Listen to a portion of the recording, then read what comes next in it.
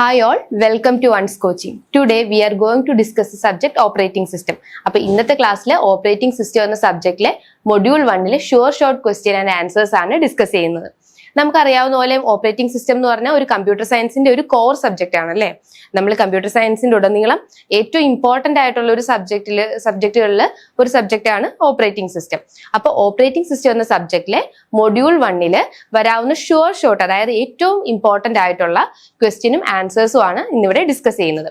അപ്പൊ നമുക്ക് ഓരോ ക്വസ്റ്റ്യൻസും ആൻസേഴ്സും ഒക്കെ നോക്കാം.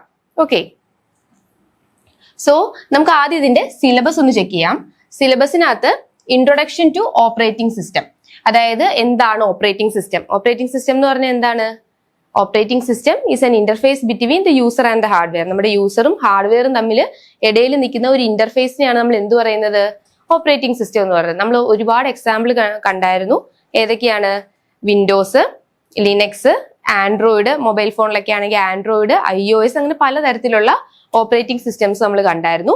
അതിൽ ഇൻട്രൊഡക്ഷൻ ടു ഓപ്പറേറ്റിംഗ് സിസ്റ്റം ആണ് ആദ്യത്തെ ടോപ്പിക്ക്. അത് കഴിഞ്ഞിട്ട് ഓപ്പറേറ്റിംഗ് സിസ്റ്റം സർവീസസ്, നമുക്ക് പലതരത്തിലുള്ള ഓപ്പറേറ്റിംഗ് സിസ്റ്റത്തിന്റെ സർവീസുകളും അതുപോലെ തന്നെ ഫങ്ഷൻസും ഉണ്ട്. മെമ്മറി മാനേജ്മെന്റ് ഉണ്ട്, ഫയൽ മാനേജ്മെന്റ് ഉണ്ട്, പേജിംഗ് ഉണ്ട്, അങ്ങനെയുള്ള പലതരത്തിലുള്ള ഷെഡ്യൂളിംഗ് ഉണ്ട്, CPU ഷെഡ്യൂളിംഗ് ഉണ്ട്.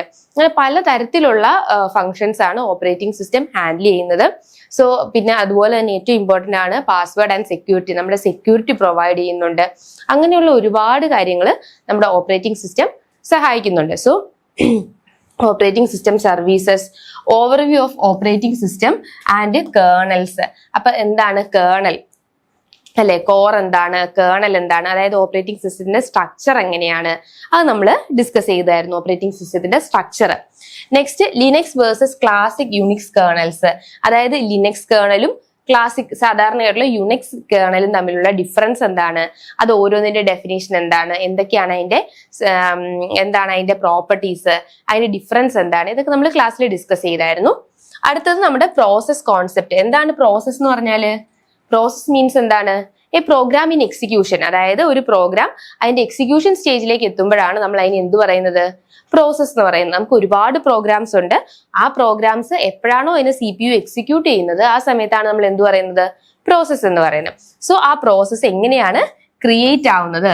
ഏതൊക്കെ പ്രൊസീജിയർ അല്ലെങ്കിൽ ഏതൊക്കെ സ്റ്റെപ്സ് ഉപയോഗിച്ചാണ് ആ പ്രോസസ് നമുക്ക് ക്രിയേറ്റ് ചെയ്യുന്നത്? പ്രോസസ് സ്റ്റേറ്റ്സ് അല്ലെ, നമ്മൾ 5 പ്രോസസ് സ്റ്റേറ്റ്സ്, 5 സ്റ്റേറ്റ് മോഡൽ പഠിച്ചു. 5 സ്റ്റേറ്റ് മോഡലിനകത്ത് എന്തൊക്കെയാണ്? ന്യൂ ഉണ്ട്, റെഡി ഉണ്ട്, വെയിറ്റ് ഉണ്ട്, എക്സിറ്റ് ഉണ്ട്, അങ്ങനെ പലതരത്തിലുള്ള സ്റ്റേറ്റുകൾ നമ്മൾ പഠിച്ചു. പിന്നെ ഡേറ്റ സ്ട്രക്ചേഴ്സ്, പിന്നെ പ്രോസസ് API, അതിന്റെ ആപ്ലിക്കേഷൻ പ്രോഗ്രാം ഇന്റർഫേസിനെ കുറിച്ച് പറഞ്ഞു. പിന്നെ എന്താ പറഞ്ഞത്? ഷെയറിംഗ് പ്രോസസ് എമംഗ് പ്രോസസ്സ്, അതായത് ഈ പ്രോസസ്സുകൾ എങ്ങനെയാണ് പ്രോസസ്സറുകളിൽ എങ്ങനെയാണ് ഷെയർ ചെയ്യുന്നത്, യൂസർ മോഡിൽ എങ്ങനെയാണ്, കേർണൽ മോഡിൽ എങ്ങനെയാണ് ഷെയർ ചെയ്യുന്നത്, അതായത് യൂസർ മോഡ് എങ്ങനെയാണ് കേർണൽ മോഡുമായിട്ട് ഇന്ററാക്ട് ചെയ്യുന്നത്, ഇങ്ങനെയുള്ള കാര്യങ്ങൾ നമ്മൾ ഈ സിലബസിൽ നോക്കുന്നുണ്ട്. പിന്നെ അതുപോലെ തന്നെ കോണ്ടെക്സ്റ്റ് സ്വിച്ചിങ്, അത് വളരെ ഇമ്പോർട്ടന്റ് ആയിട്ടുള്ള ഒരു ടോപ്പിക്കാണ്. എന്താണ് കോണ്ടെക്സ്റ്റ് സ്വിച്ചിങ്, അതുപോലെ തന്നെ കോണ്ടെക്സ്റ്റ് സ്വിച്ചിങ്ങിന്റെ അഡ്വാൻറ്റേജസ് എന്തൊക്കെയാണ്, ഡിസഡ്വാൻറ്റേജസ് എന്തൊക്കെയാണ് നമ്മൾ ഡിഫറൻഷിയേറ്റ് ചെയ്തായിരുന്നു. പിന്നെ നമ്മൾ എന്താ പഠിച്ചത്? കോണ്ടെക്സ്റ്റ് സ്വിച്ചിങ്ങിന്റെ അഡ്വാൻറ്റേജ് ഡിസഡ്വാൻറ്റേജ് പഠിച്ചു. പിന്നെ നമ്മൾ എന്താ പറഞ്ഞത്? പിന്നെ അതിന്റെ പ്രോപ്പർട്ടീസ്, കോണ്ടെക്സ്റ്റ് സ്വിച്ചിങ്ങിന്റെ പ്രോപ്പർട്ടീസ്, പിന്നെ അതിന്റെ വർക്കിംഗ്, എങ്ങനെയാണ് കോണ്ടെക്സ്റ്റ് സ്വിച്ച് എങ്ങനെയാണ് വർക്കിംഗ്, അതിന്റെ ഒരു ഫിഗർ നമ്മൾ ഇലിസ്ട്രേറ്റ് ചെയ്ത് പഠിച്ചായിരുന്നു. അപ്പൊ നിങ്ങൾ എക്സാം പോയിന്റ് ഓഫ് വ്യൂവിൽ ആ ഫിഗർ വളരെയധികം ഇമ്പോർട്ടന്റ് ആണ്. യൂണിവേഴ്സിറ്റി ക്വസ്റ്റിൽ ഷുവർ ക്വസ്റ്റൻ ആണ് ആ ഫിഗർ എന്ന് പറയുന്നത്. അത് നമ്മൾ പറഞ്ഞു. പിന്നെ എങ്ങനെയാണ് ഇതിനകത്ത് ഓവർഹെഡ് ഉണ്ടാവുന്നത് അല്ലെ? Why context switching lead an overhead to CPU, എങ്ങനെയാണ് CPU-ലേക്ക് ഒരു ഓവർഹെഡ് ഉണ്ടാവുന്നത്, അങ്ങനെയുള്ള കാര്യങ്ങൾ നമ്മൾ ഡിസ്കസ് ചെയ്തു. ഇനി അടുത്തത് സിസ്റ്റം ബൂട്ട് സീക്വൻസ്, എങ്ങനെയാണ് നമ്മളുടെ ബൂട്ടിംഗ് നടക്കുന്നത്, ബൂട്ട് സ്ട്രാപ്പ് ലോഡർ എങ്ങനെയാണ് വർക്ക് ചെയ്യുന്നത്, അങ്ങനെയുള്ള കാര്യങ്ങൾ ഡിസ്കസ് ചെയ്തു. അപ്പൊ ഈ ഒരു സ്ലൈഡിൽ ഏറ്റവും ഇമ്പോർട്ടന്റ് എന്ന് പറഞ്ഞാൽ ഓപ്പറേറ്റിംഗ് സിസ്റ്റം സർവീസ് ഇമ്പോർട്ടന്റ് ആണ്.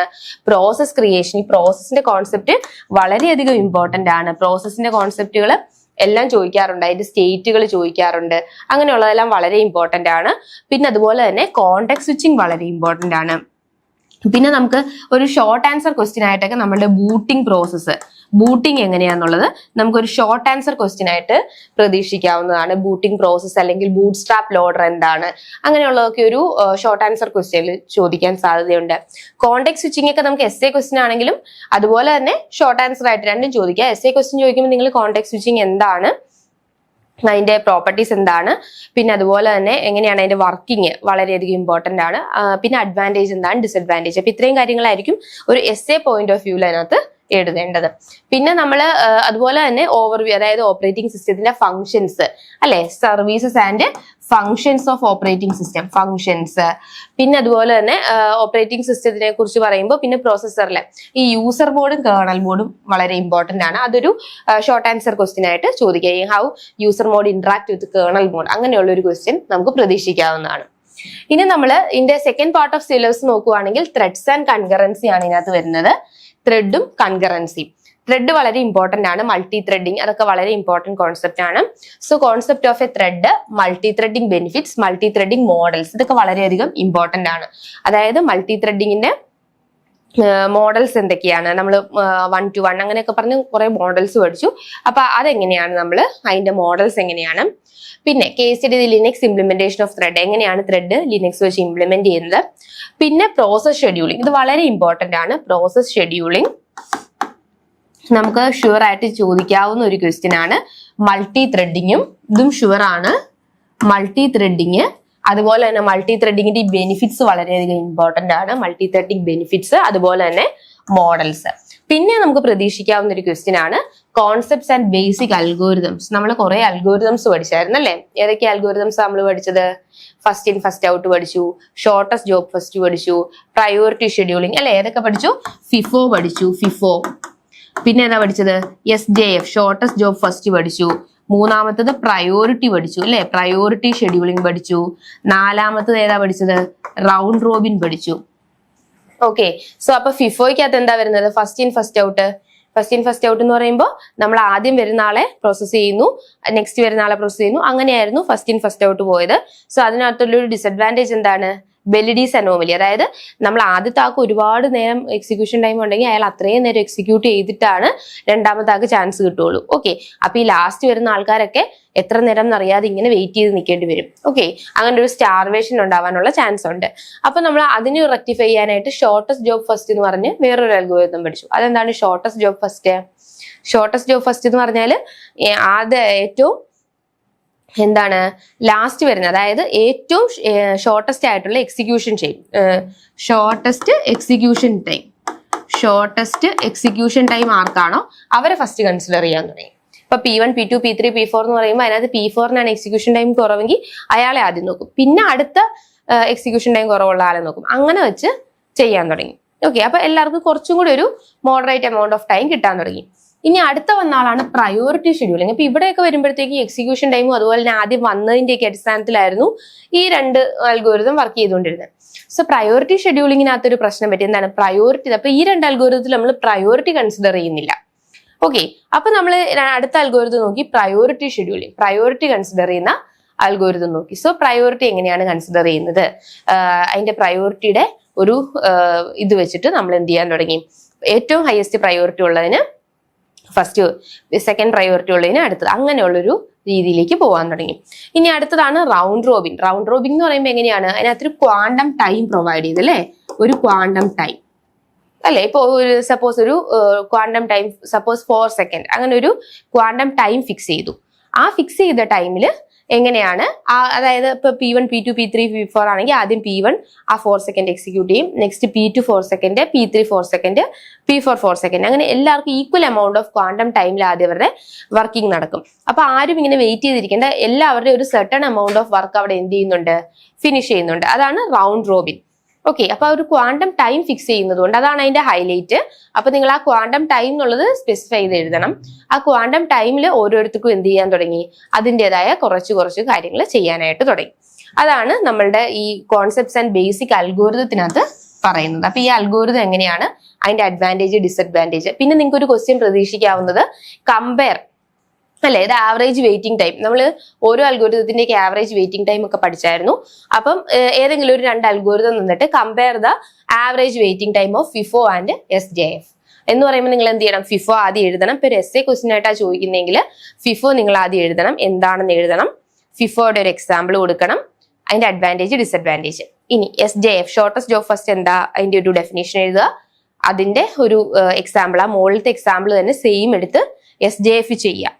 ഓക്കെ, SJF ചെയ്യുക. അത് കഴിഞ്ഞിട്ട് അതിന്റെ വെയിറ്റിംഗ് ടൈം കണ്ടുപിടിക്കുക, അതിന്റെ അഡ്വാൻറ്റേജ് ഡിസഡ്വാൻറ്റേജ്. എന്നിട്ട് നമ്മൾക്ക് എന്ത് ചെയ്യാം, the above mentioned example shows that shortest job first ആണ്, കുറച്ചുകൂടെ ആവറേജ് വെയിറ്റിംഗ് ടൈം കുറവ് എന്നുള്ള രീതിയിൽ നിങ്ങൾക്ക് ലാസ്റ്റ് കൺക്ലൂഡ് ചെയ്യാം. ഓക്കെ, അപ്പൊ അങ്ങനെ ഒരു ക്വസ്റ്റ്യൻ ചോദിക്കാറുണ്ട്. അപ്പൊ നിങ്ങൾക്ക് രണ്ടും എല്ലാം കറക്റ്റ് ആയിട്ട് പഠിച്ചിരുന്നാൽ മാത്രമേ ഇങ്ങനെ കമ്പയർ ചെയ്തുള്ള ക്വസ്റ്റ്യൻ വരുമ്പോൾ നിങ്ങൾക്ക് ആൻസർ ചെയ്യാനായിട്ട് സാധിക്കുള്ളൂ. ഇനി അടുത്തതാണ് ലിനക്സ് കംപ്ലീറ്റ്ലി ഫെയർ ഷെഡ്യൂളർ. അത് നമ്മൾ ഓൾറെഡി ക്ലാസ്സിൽ ഡിസ്കസ് ചെയ്തായിരുന്നു. പിന്നെ അതിന്റെ ഇടയിൽ ഒരു ടോപ്പിക് വിട്ടു, multi level feedback queue. Multi level feedback ക്യൂവിന്റെ ബേസിക് റൂൾസ് ഒക്കെ വളരെയധികം ഇമ്പോർട്ടന്റ് ആണ്. എങ്ങനെയാണ് ആ ക്യൂവിന്റെ സ്ട്രക്ചർ, അതിന്റെ റൂൾസ് എങ്ങനെയാണ് വരുന്നതെന്ന് ഇമ്പോർട്ടന്റ് ആണ്. ഇനി അടുത്തതാണ് implementation with RB trees not required, the Linux scheduling implementation. അതായത് ലിനക്സിന്റെ ഷെഡ്യൂളിംഗ് അൽഗോരിതം എങ്ങനെയാണ് വർക്ക് ചെയ്യുന്നത്. അപ്പൊ ഇത്രയും കാര്യങ്ങളാണ്. അപ്പൊ ഇത് ഈ ഒരു സ്ലൈഡിനെ സംബന്ധിച്ച് മൾട്ടി ത്രെഡിങ് ഇമ്പോർട്ടന്റ് ആണ്. ബെനിഫിറ്റ്സും മോഡലും ഒരേപോലെ ചോദിക്കാറുള്ള ക്വസ്റ്റ്യൻസ് ആണ്. ഓരോ പ്രാവശ്യം മാറ്റി ചിലപ്പോൾ ബെനിഫിറ്റ്സ് ചോദിക്കും, ചിലപ്പോൾ മോഡൽ ചോദിക്കും, പിന്നെ അല്ലെങ്കിൽ ചിലപ്പോൾ പ്രോസസ്സും ത്രെഡും തമ്മിലുള്ള ഡിഫറൻസ് എന്താണെന്ന് ചോദിക്കാറുണ്ട്. അതൊക്കെ ഷോർട്ട് ആൻസർ ക്വസ്റ്റിൽ നിങ്ങൾക്ക് പ്രതീക്ഷിക്കാം. അതുപോലെ തന്നെ പ്രോസസ് ഷെഡ്യൂളിംഗ് വളരെ ഇമ്പോർട്ടന്റ് ആണ്. അതിനകത്ത് നമ്മളുടെ ഈ അൽഗോരിതംസ് ഇതുപോലെ കമ്പയർ ചെയ്ത് essay ക്വസ്റ്റ്യൻ ആയിട്ട് ചോദിക്കാറുണ്ട്. പിന്നെ നമുക്ക് ഇതിന്റെ Linux completely fair scheduler short answer question ആയിട്ട് ചോദിക്കാറുണ്ട്. മൾട്ടി ലെവൽ ഫീഡ്ബാക്ക് ക്യൂവും ചോദിക്കുന്ന ക്വസ്റ്റ്യൻ ആണ്. അത് വേണമെങ്കിൽ ലോങ് ആൻസർ ആയിട്ട് essay ക്വസ്റ്റ്യൻ ആയിട്ട് ചോദിക്കാം. അപ്പൊ ഇത്രയാണ് നമ്മളുടെ ഒരു സെക്കൻഡ് പാർട്ട് ഓഫ് സിലബസിനെ സംബന്ധിച്ച് ഇമ്പോർട്ടന്റ് ആയിട്ടുള്ള ക്വസ്റ്റ്യൻസ്. ഇനി നമുക്ക് ഓരോ ക്വസ്റ്റ്യൻസ് നോക്കി പോവാം. എക്സ്പ്ലെയിൻ പ്രോസസ് സ്റ്റേറ്റ്സ് അല്ലെ. പ്രോസസ് സ്റ്റേറ്റ്സ് നമുക്ക് 2 സ്റ്റേറ്റ് മോഡലും പഠിച്ചായിരുന്നു, 5 സ്റ്റേറ്റ് മോഡലും പഠിച്ചായിരുന്നു. ഇപ്പൊ ഷോർട്ട് ആൻസർ ക്വസ്റ്റ്യൻ ആയിട്ടൊക്കെ ചോദിക്കുമ്പോൾ നമ്മൾ 5 സ്റ്റേറ്റ് മോഡലാണ് ഹൈലൈറ്റ് ചെയ്ത് എഴുതേണ്ടത്. So the 5 state model process state. എന്താണ് പ്രോസസ് എന്ന് പറഞ്ഞാൽ ഒരു പ്രോഗ്രാം അതിന്റെ എക്സിക്യൂഷൻ സ്റ്റേജിലേക്ക് എത്തുമ്പോഴാണ് നമ്മൾ പ്രോസസ് എന്ന് പറയുക. അപ്പൊ ആ പ്രോസസ്സ് എങ്ങനെയാണ് ക്രിയേറ്റ് ചെയ്യുക, എങ്ങനെയാണ് അതിന്റെ റെഡി സ്റ്റേറ്റിലോട്ട് എത്തുക, എങ്ങനെയാണ് അത് CPU-ലേക്ക് വർക്ക് ചെയ്യുക, അത് ആ പ്രോസസ് ടെർമിനേഷൻ എങ്ങനെയാണ്, ഇങ്ങനെയുള്ള ഒരു ലൈഫ് സൈക്കിൾ ഓഫ് എ പ്രോസസ്സിനെയാണ് നമ്മൾ എന്ത് പറയുന്നത്, പ്രോസസ് സ്റ്റേറ്റ് എന്ന് പറയുന്നത്. Life cycle of A process. അപ്പൊ നമ്മളുടെ ഇതാണ് 5 state model, the 5 state process life cycle. കണ്ടോ, ലൈഫ് സൈക്കിൾ എന്നല്ലേ പറഞ്ഞേക്കുന്നത്. അതായത് ആ പ്രോഗ്രാമിന്റെ തുടക്കം, അത് ക്രിയേറ്റ് ചെയ്യുന്നത് തൊട്ട് ആ പ്രോഗ്രാം എക്സിറ്റ് ആവുന്ന വരെയുള്ള കംപ്ലീറ്റ് പ്രൊസീജിയേഴ്സ് ആണ് ഇതിനകത്ത് പറഞ്ഞേക്കുന്നത്. Clear? So expand the basic 2-state idea by separating processes that are simply waiting for CPU time from those that cannot run because they are waiting for an external event. അതായത് ഇപ്പൊ എന്തെങ്കിലും ഒരു external ഇവന്റോ അങ്ങനെ എന്തെങ്കിലും വരുവാണെങ്കിൽ അവരൊരു waiting സ്റ്റേജിലേക്ക് പോകും. വെയിറ്റിംഗ് സ്റ്റേജ് ചെന്ന് കഴിഞ്ഞാണ് പിന്നെ എക്സിക്യൂഷൻ കംപ്ലീറ്റ് ചെയ്യുക. This make the model more accurate for real operating system. അപ്പൊ നമ്മുടെ കുറച്ചുകൂടെ ഒരു റിയൽ ടൈം ഓപ്പറേറ്റിംഗ് സിസ്റ്റത്തിലൊക്കെ കുറച്ചുകൂടെ ഒരു ബെനിഫിഷ്യൽ നമ്മുടെ 2 സ്റ്റേറ്റ് മോഡലിനെക്കാട്ടി കുറച്ചുകൂടെ അഡ്വാൻസ്ഡ് ആയിട്ടൊരു മോഡലാണ് 5 സ്റ്റേറ്റ് മോഡൽ. അപ്പൊ ഇതാണ് കുറച്ചുകൂടെ ബെനിഫിഷ്യൽ ആയിട്ടുള്ള ഒരു model. Where process may pause for input data or device response before continuing. അതായത് ഇൻപുട്ട്, ഡേറ്റ, ഡിവൈസ് ഇതെല്ലാത്തിനും വേണ്ടി അവർ വെയിറ്റ് ചെയ്തിരിക്കും. അത് കഴിഞ്ഞിട്ടാണ് അതിന്റെ റെസ്പോൺസ് നടത്തുക. ഇനി നമുക്ക് നോക്കാം ഇതിനകത്ത് എത്ര സ്റ്റേറ്റുകളുണ്ട്.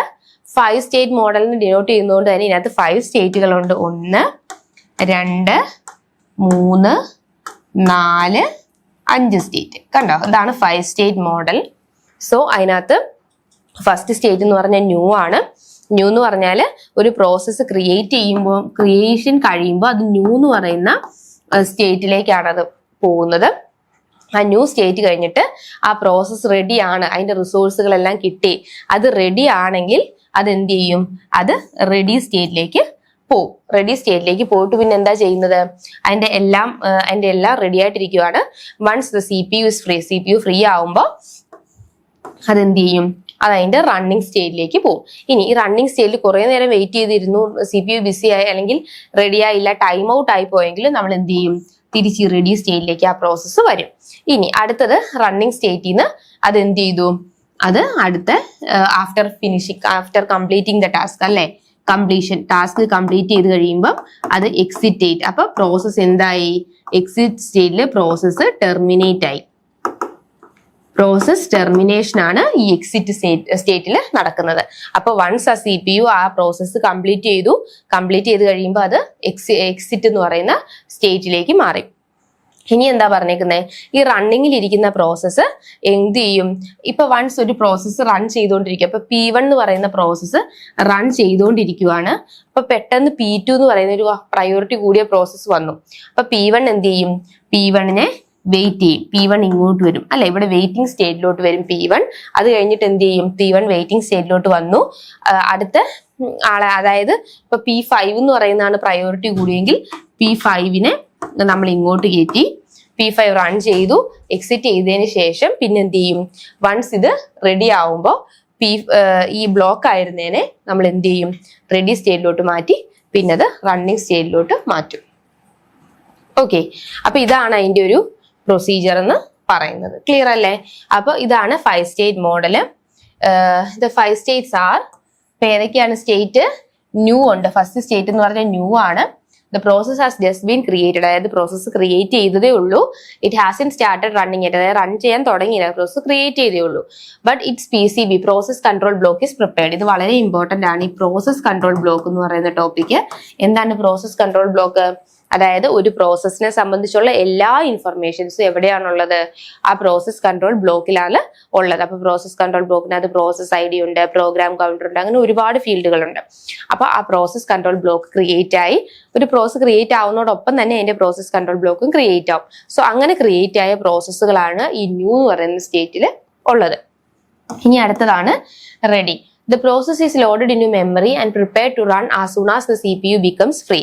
അതായത് എപ്പോഴാണോ എന്ത് ചെയ്യുന്നത്, ഫ്രീ ആവുന്നത്, പ്രോസസ്സുകൾ ഫ്രീ ആവുന്നത്, അപ്പൊ CPU ഫ്രീ ആവുന്നത്, അപ്പൊ ഈ പ്രോസസ്സിന് എന്ത് ചെയ്യും, മെമ്മറിയിലേക്ക് ലോഡ് ചെയ്ത് ആ എല്ലാം റെഡി ആയിട്ട് റൺ ചെയ്യാനായിട്ടുള്ള റെഡി ആയിട്ടിരിക്കുന്നതിനെയാണ് റെഡി സ്റ്റേറ്റ് എന്ന് പറയുന്നത്. അപ്പൊ എപ്പോഴാണോ CPU ഫ്രീ ആവുന്നത് അതനുസരിച്ച് CPUയിലേക്ക് ഷെഡ്യൂൾ ചെയ്തതിനെ കയറ്റുകയാണ് ചെയ്യുന്നത്. ഇനി അടുത്ത സ്റ്റേജ് ആണ് running. The CPU is currently executing this process. ഇപ്പൊ P എന്ന് പറയുന്ന ഒരു പ്രോസസ് ആണ് ക്രിയേറ്റ് ചെയ്തെങ്കിൽ ആ P എന്ന് പറയുന്ന പ്രോസസ് എക്സിക്യൂട്ട് ചെയ്യുന്നത് എവിടെയാണ്? ഈ റണ്ണിങ് സ്റ്റേജിലാണ് P എന്ന് പറയുന്ന പ്രോസസ് എക്സിക്യൂട്ട് ചെയ്യുന്നത്. With a single CPU system only one process can be in this state at a time. അതായത് സിംഗിൾ CPU, ഒരു CPU ഉള്ളെങ്കിൽ ഒരു process at a time process ചെയ്യാൻ പറ്റുള്ളൂ.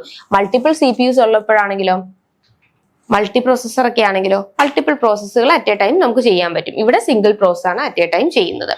ഇനി അടുത്തതാണ് ബ്ലോക്ക്ഡ് ഓർ വെയിറ്റിംഗ്.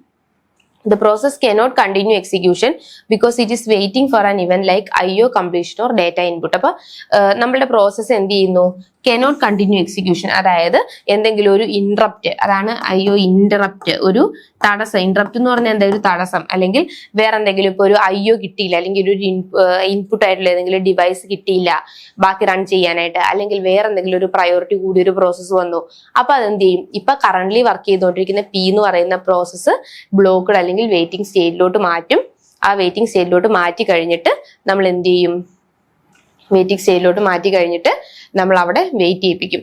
എപ്പോഴാണോ ഇൻപുട്ടോ അല്ലെങ്കിൽ വേറെ ഏതെങ്കിലും പ്രയോറിറ്റി ബാക്കിയെല്ലാം ഫിനിഷ് ചെയ്തു, കംപ്ലീഷൻ ഫിനിഷ് ചെയ്തു, അതിന്റെ ടേൺ വന്നു, അങ്ങനെ വരുമ്പോഴത്തേക്കും ഇതിനെ എന്ത് ചെയ്യും? ആ പ്രോസസ്സിനെ വീണ്ടും റെഡി സ്റ്റേറ്റിലോട്ട് മാറ്റും. അതാണ് ഈ ഫിഗർ കാണിച്ചേക്കുന്നത്. ഈ റണ്ണിങ് സ്റ്റേറ്റിൽ ഇരുന്ന ഒരു സാധനത്തിന് ബ്ലോക്ക്ഡ് അല്ലെങ്കിൽ വെയിറ്റിംഗ് സ്റ്റേറ്റിലോട്ട് വന്നു. വൺസ് അതിന്റെ ടേൺ ആയി കഴിയുമ്പോൾ റെഡി സ്റ്റേറ്റിലോട്ട് പോയി വീണ്ടും അത് എന്ത് ചെയ്യും? റൺ ചെയ്യും. ഇനി ഫൈനലി ഈ പ്രോസസ്സുകളെല്ലാം ചെയ്ത് കഴിയുമ്പോൾ ലാസ്റ്റത്തെ ഒരു ഇതാണ് എക്സിറ്റ് ഓർ ടെർമിനേറ്റ്. അതായത് വൺസ് ആ പ്രോഗ്രാം അതിന്റെ കംപ്ലീഷൻ കംപ്ലീറ്റ് ചെയ്തു, എല്ലാം കംപ്ലീറ്റ് ചെയ്തു, ആ പ്രോസസ് കംപ്ലീറ്റഡ് ആയി, the process has completed its execution. കണ്ട, പ്രോസസ് എക്സിക്യൂഷൻ കംപ്ലീറ്റ് ചെയ്തു, ഓർ ഹാസ് ബീൻ സ്റ്റോപ്പ് ചെയ്തു, and operating system remove it from memory. മെമ്മറിന്ന് എന്ത് ചെയ്യും? റിമൂവ് ചെയ്യും. നിങ്ങൾക്ക് അത് ആ മെമ്മറിയുടെ മാനേജ്മെന്റ് അറിയാലോ. എങ്ങനെയാണ്? നമ്മുടെ ഇതാണ് CPU എങ്കിൽ CPU ഇതാണ് പ്രൈമറി മെമ്മറി, ഇതാണ് സെക്കൻഡറി മെമ്മറി. പ്രൈമറി മെമ്മറിയാണ് നമ്മൾ എന്ത് പറയുന്നത്? മെയിൻ മെമ്മറി എന്ന് പറയുന്നത്. സോ നമുക്ക് CPU ആയിട്ട് ആർക്ക് മാത്രമേ കണക്ഷൻ ഉള്ളൂ? പ്രൈമറി മെമ്മറിക്ക് മാത്രമേ കണക്ഷൻ ഉള്ളൂ. സോ നമ്മൾ എന്തെങ്കിലും ഒരു ഡേറ്റ നമുക്ക് വേണമെങ്കിൽ ഈ സെക്കൻഡറി മെമ്മറിന്ന് ആദ്യം എടുത്ത് പ്രൈമറി മെമ്മറി കൊണ്ടുവയ്ക്കും. എന്നാൽ മാത്രമേ CPUവിനെ അത് ആക്സസ് ചെയ്ത് ആ ഡേറ്റ എക്സിക്യൂട്ട് ചെയ്യാൻ പറ്റുള്ളൂ. ഇപ്പൊ ഒരു പ്രോസസ് ആണ് ചെയ്യേണ്ടതെങ്കിൽ ആ പ്രോസസ്സിന് എന്ത് ചെയ്യും? ആ പ്രോസസ്സിനെ എടുത്ത് മെയിൻ മെമ്മറി കൊണ്ടുവയ്ക്കും. മെയിൻ മെമ്മറിന്നാണ് CPU അത് ആക്സസ് ചെയ്ത് അവിടെ CPUവിൽ പ്രോസസ്സിംഗ് നടക്കുന്നത്. അപ്പം ഇവിടെ എക്സിറ്റ് ടെർമിനേറ്റ് ചെയ്ത് കഴിയുമ്പം ഈ CPUവിൽ ഇരിക്കുന്നതിനെ എടുത്ത് എങ്ങോട്ട് മാറ്റും? ഈ പ്രൈമറി മെമ്മറിയിലേക്ക് മാറ്റിയിട്ട് അതിന് സെക്കൻഡറി മെമ്മറിയിലേക്ക് തിരിച്ചുകൊണ്ട് വെക്കും. അങ്ങനെയാണ്. അപ്പൊ എക്സിക്യൂഷൻ നടക്കാൻ ആവശ്യമുള്ളതിന് മാത്രമേ ഈ മെയിൻ മെമ്മറിയിൽ സ്റ്റോർ ചെയ്യുള്ളൂ, ബാക്കി എല്ലാം സെക്കൻഡറി മെമ്മറിയിലേക്ക് മാറ്റും. ഓക്കെ, അങ്ങനെയാണ് അതിന്റെ ഒരു പ്രൊസീജിയർ. അപ്പൊ ഇതാണ് അതിന്റെ 5 സ്റ്റേറ്റ് മോഡല്. ഇനി movement of process from one state to another, ഒരു സ്റ്റേറ്റിൽ നിന്ന് മറ്റൊരു സ്റ്റേറ്റിലേക്ക്, അതായത് ന്യൂ ടു റെഡി അല്ലേ? ഓരോ അതിന്റെ ആരോസ് കാണിച്ചേക്കുവാണ്. ന്യൂവിൽ നിന്ന് റെഡിയിലേക്ക് പോകുമ്പോൾ എന്താണ്, ഒരു പ്രോസസ്സ് ക്രിയേറ്റഡ് ആയി, റിസോഴ്സ് ആർ അലോക്കേറ്റഡ്, അതിന്റെ റിസോഴ്സുകൾ എല്ലാം അലോക്കേറ്റ് ചെയ്തു, and it is loaded into main memory, അതിനെ മെയിൻ മെമ്മറിയിലേക്ക് ലോഡ് ചെയ്തു. ഓക്കെ, അപ്പൊ എന്താണ്, ഒരു പ്രോസസ്സ് ക്രിയേറ്റ് ചെയ്തു, അതിന്റെ റിസോഴ്സ് എല്ലാം അലോക്കേറ്റ് ചെയ്തു, എന്നിട്ട് അതിനെ മെയിൻ മെമ്മറിയിലേക്ക് ലോഡ് ചെയ്തു. ഇനി അടുത്ത പ്രോസസ്സ് എന്താണ്, ready to running. The scheduler select the ready process and assign the CPU into it. അതായത് നമ്മൾ പലതരത്തിലുള്ള ഷെഡ്യൂളർ പഠിച്ചായിരുന്നു അല്ലെ, long term scheduler, short term scheduler, medium term scheduler, അങ്ങനെ ഒരു ടോപ്പിക്ക് പഠിച്ചായിരുന്നു. അപ്പൊ ആ ഷെഡ്യൂളർ എന്ത് ചെയ്യും, ആ ഷെഡ്യൂളർ ഒരു പ്രോസസ്സിനെ, റെഡി ആയിട്ട് നിൽക്കുന്ന ഒരു പ്രോസസ്സിനെ സെലക്ട് ചെയ്യും, എന്നിട്ട് അത് CPU-ലേക്ക് അസൈൻ ചെയ്യും. ഇനി അടുത്തത് റണ്ണിങ് ടു ബ്ലോക്ക്, അതായത് റൺ ചെയ്തുകൊണ്ടിരിക്കുവായിരുന്ന ഒരു പ്രോഗ്രാം, അതിനെ വേറെ എന്തെങ്കിലും ഒരു ഇൻട്രപ്റ്റോ സിസ്റ്റം കോളോ IO എന്തെങ്കിലും ഒരു സംഭവം വന്നിട്ട് ആ കറന്റ്ലി അതിന്റെ എക്സിക്യൂഷൻ സ്റ്റോപ്പ് ചെയ്തു, അത് കഴിഞ്ഞിട്ട് അതിനെ വെയിറ്റിംഗ് സ്റ്റേജിലോട്ട് മാറ്റി. ഇനി ബ്ലോക്ക്ഡ് ടു റെഡി, അതായത് ബാക്കി നേരത്തെ വന്ന ഇവന്റുകളൊക്കെ കംപ്ലീറ്റ് ചെയ്തു, the event completes or need resource become available, so the process is ready to run again. കണ്ടോ, ഇതാണ് ഈ പറഞ്ഞേക്കുന്നത്. ഇപ്പൊ റൺ ചെയ്തുകൊണ്ടിരിക്കുവായിരുന്നു, അതിന് എന്തെങ്കിലും ഒരു ഇൻട്രപ്റ്റ് വരുമോ അല്ലെങ്കിൽ എന്തെങ്കിലും ഒരു IO ഇൻപുട്ട് ഔട്ട്പുട്ട് കിട്ടാതിരിക്കുകയോ ചെയ്താൽ അതിനെ ബ്ലോക്കിലാകും. പിന്നെ അതൊക്കെ കിട്ടി കഴിയുമ്പോൾ റെഡി സ്റ്റേജിലോട്ട് ആക്കിയിട്ട് വീണ്ടും അതിനെ റണ്ണിങ് സ്റ്റേജിലോട്ട് മാറ്റും. ഓക്കെ, ഇനി അടുത്തത് റണ്ണിങ് ടു റെഡി. പിന്നെ നമ്മൾ എന്ത് ചെയ്യും, റണ്ണിങ്ങിൽ നിന്നും റെഡിയിലേക്ക് പോകും. അതായത് എന്തെങ്കിലും ഒരു ഹൈ പ്രയോറിറ്റിയോ അല്ലെങ്കിൽ എന്തെങ്കിലും അങ്ങനെ എന്തെങ്കിലും ഒരു കേസ് വരുവാണെങ്കിൽ, പ്രയോറിറ്റി കൂടുതൽ കൺസിഡർ ചെയ്യേണ്ട എന്തെങ്കിലും ഒരു കേസ് വരുവാണെങ്കിൽ ഇപ്പം റണ്ണിങ് ഇരിക്കുന്ന സ്റ്റാറ്റിനെ വീണ്ടും റെഡി സ്റ്റേറ്റിലോട്ട് മാറ്റും. ഇനി റണ്ണിങ് ടു ടെർമിനേറ്റഡ്, അതായത് പ്രോസസ്സ് കംപ്ലീറ്റ് ചെയ്ത് കഴിഞ്ഞാൽ അല്ലെങ്കിൽ or it is forcefully stopped, എന്തെങ്കിലും ഒരു കാര്യം വന്നിട്ട് അതിനെ ഫോഴ്സ്ഫുള്ളി നമ്മൾ സ്റ്റോപ്പ് ചെയ്യുകയോ അല്ലെങ്കിൽ എന്തെങ്കിലും ഒരു കാര്യം അതിന്റെ എക്സിക്യൂഷൻ കംപ്ലീറ്റ് ചെയ്യുകയോ ചെയ്താൽ അതിനെ ടെർമിനേഷൻ സ്റ്റേറ്റിലോട്ടാണ് മാറ്റുന്നത്. ഇനി അടുത്തത് ബ്ലോക്ക്ഡ് ടു ടെർമിനേറ്റഡ്.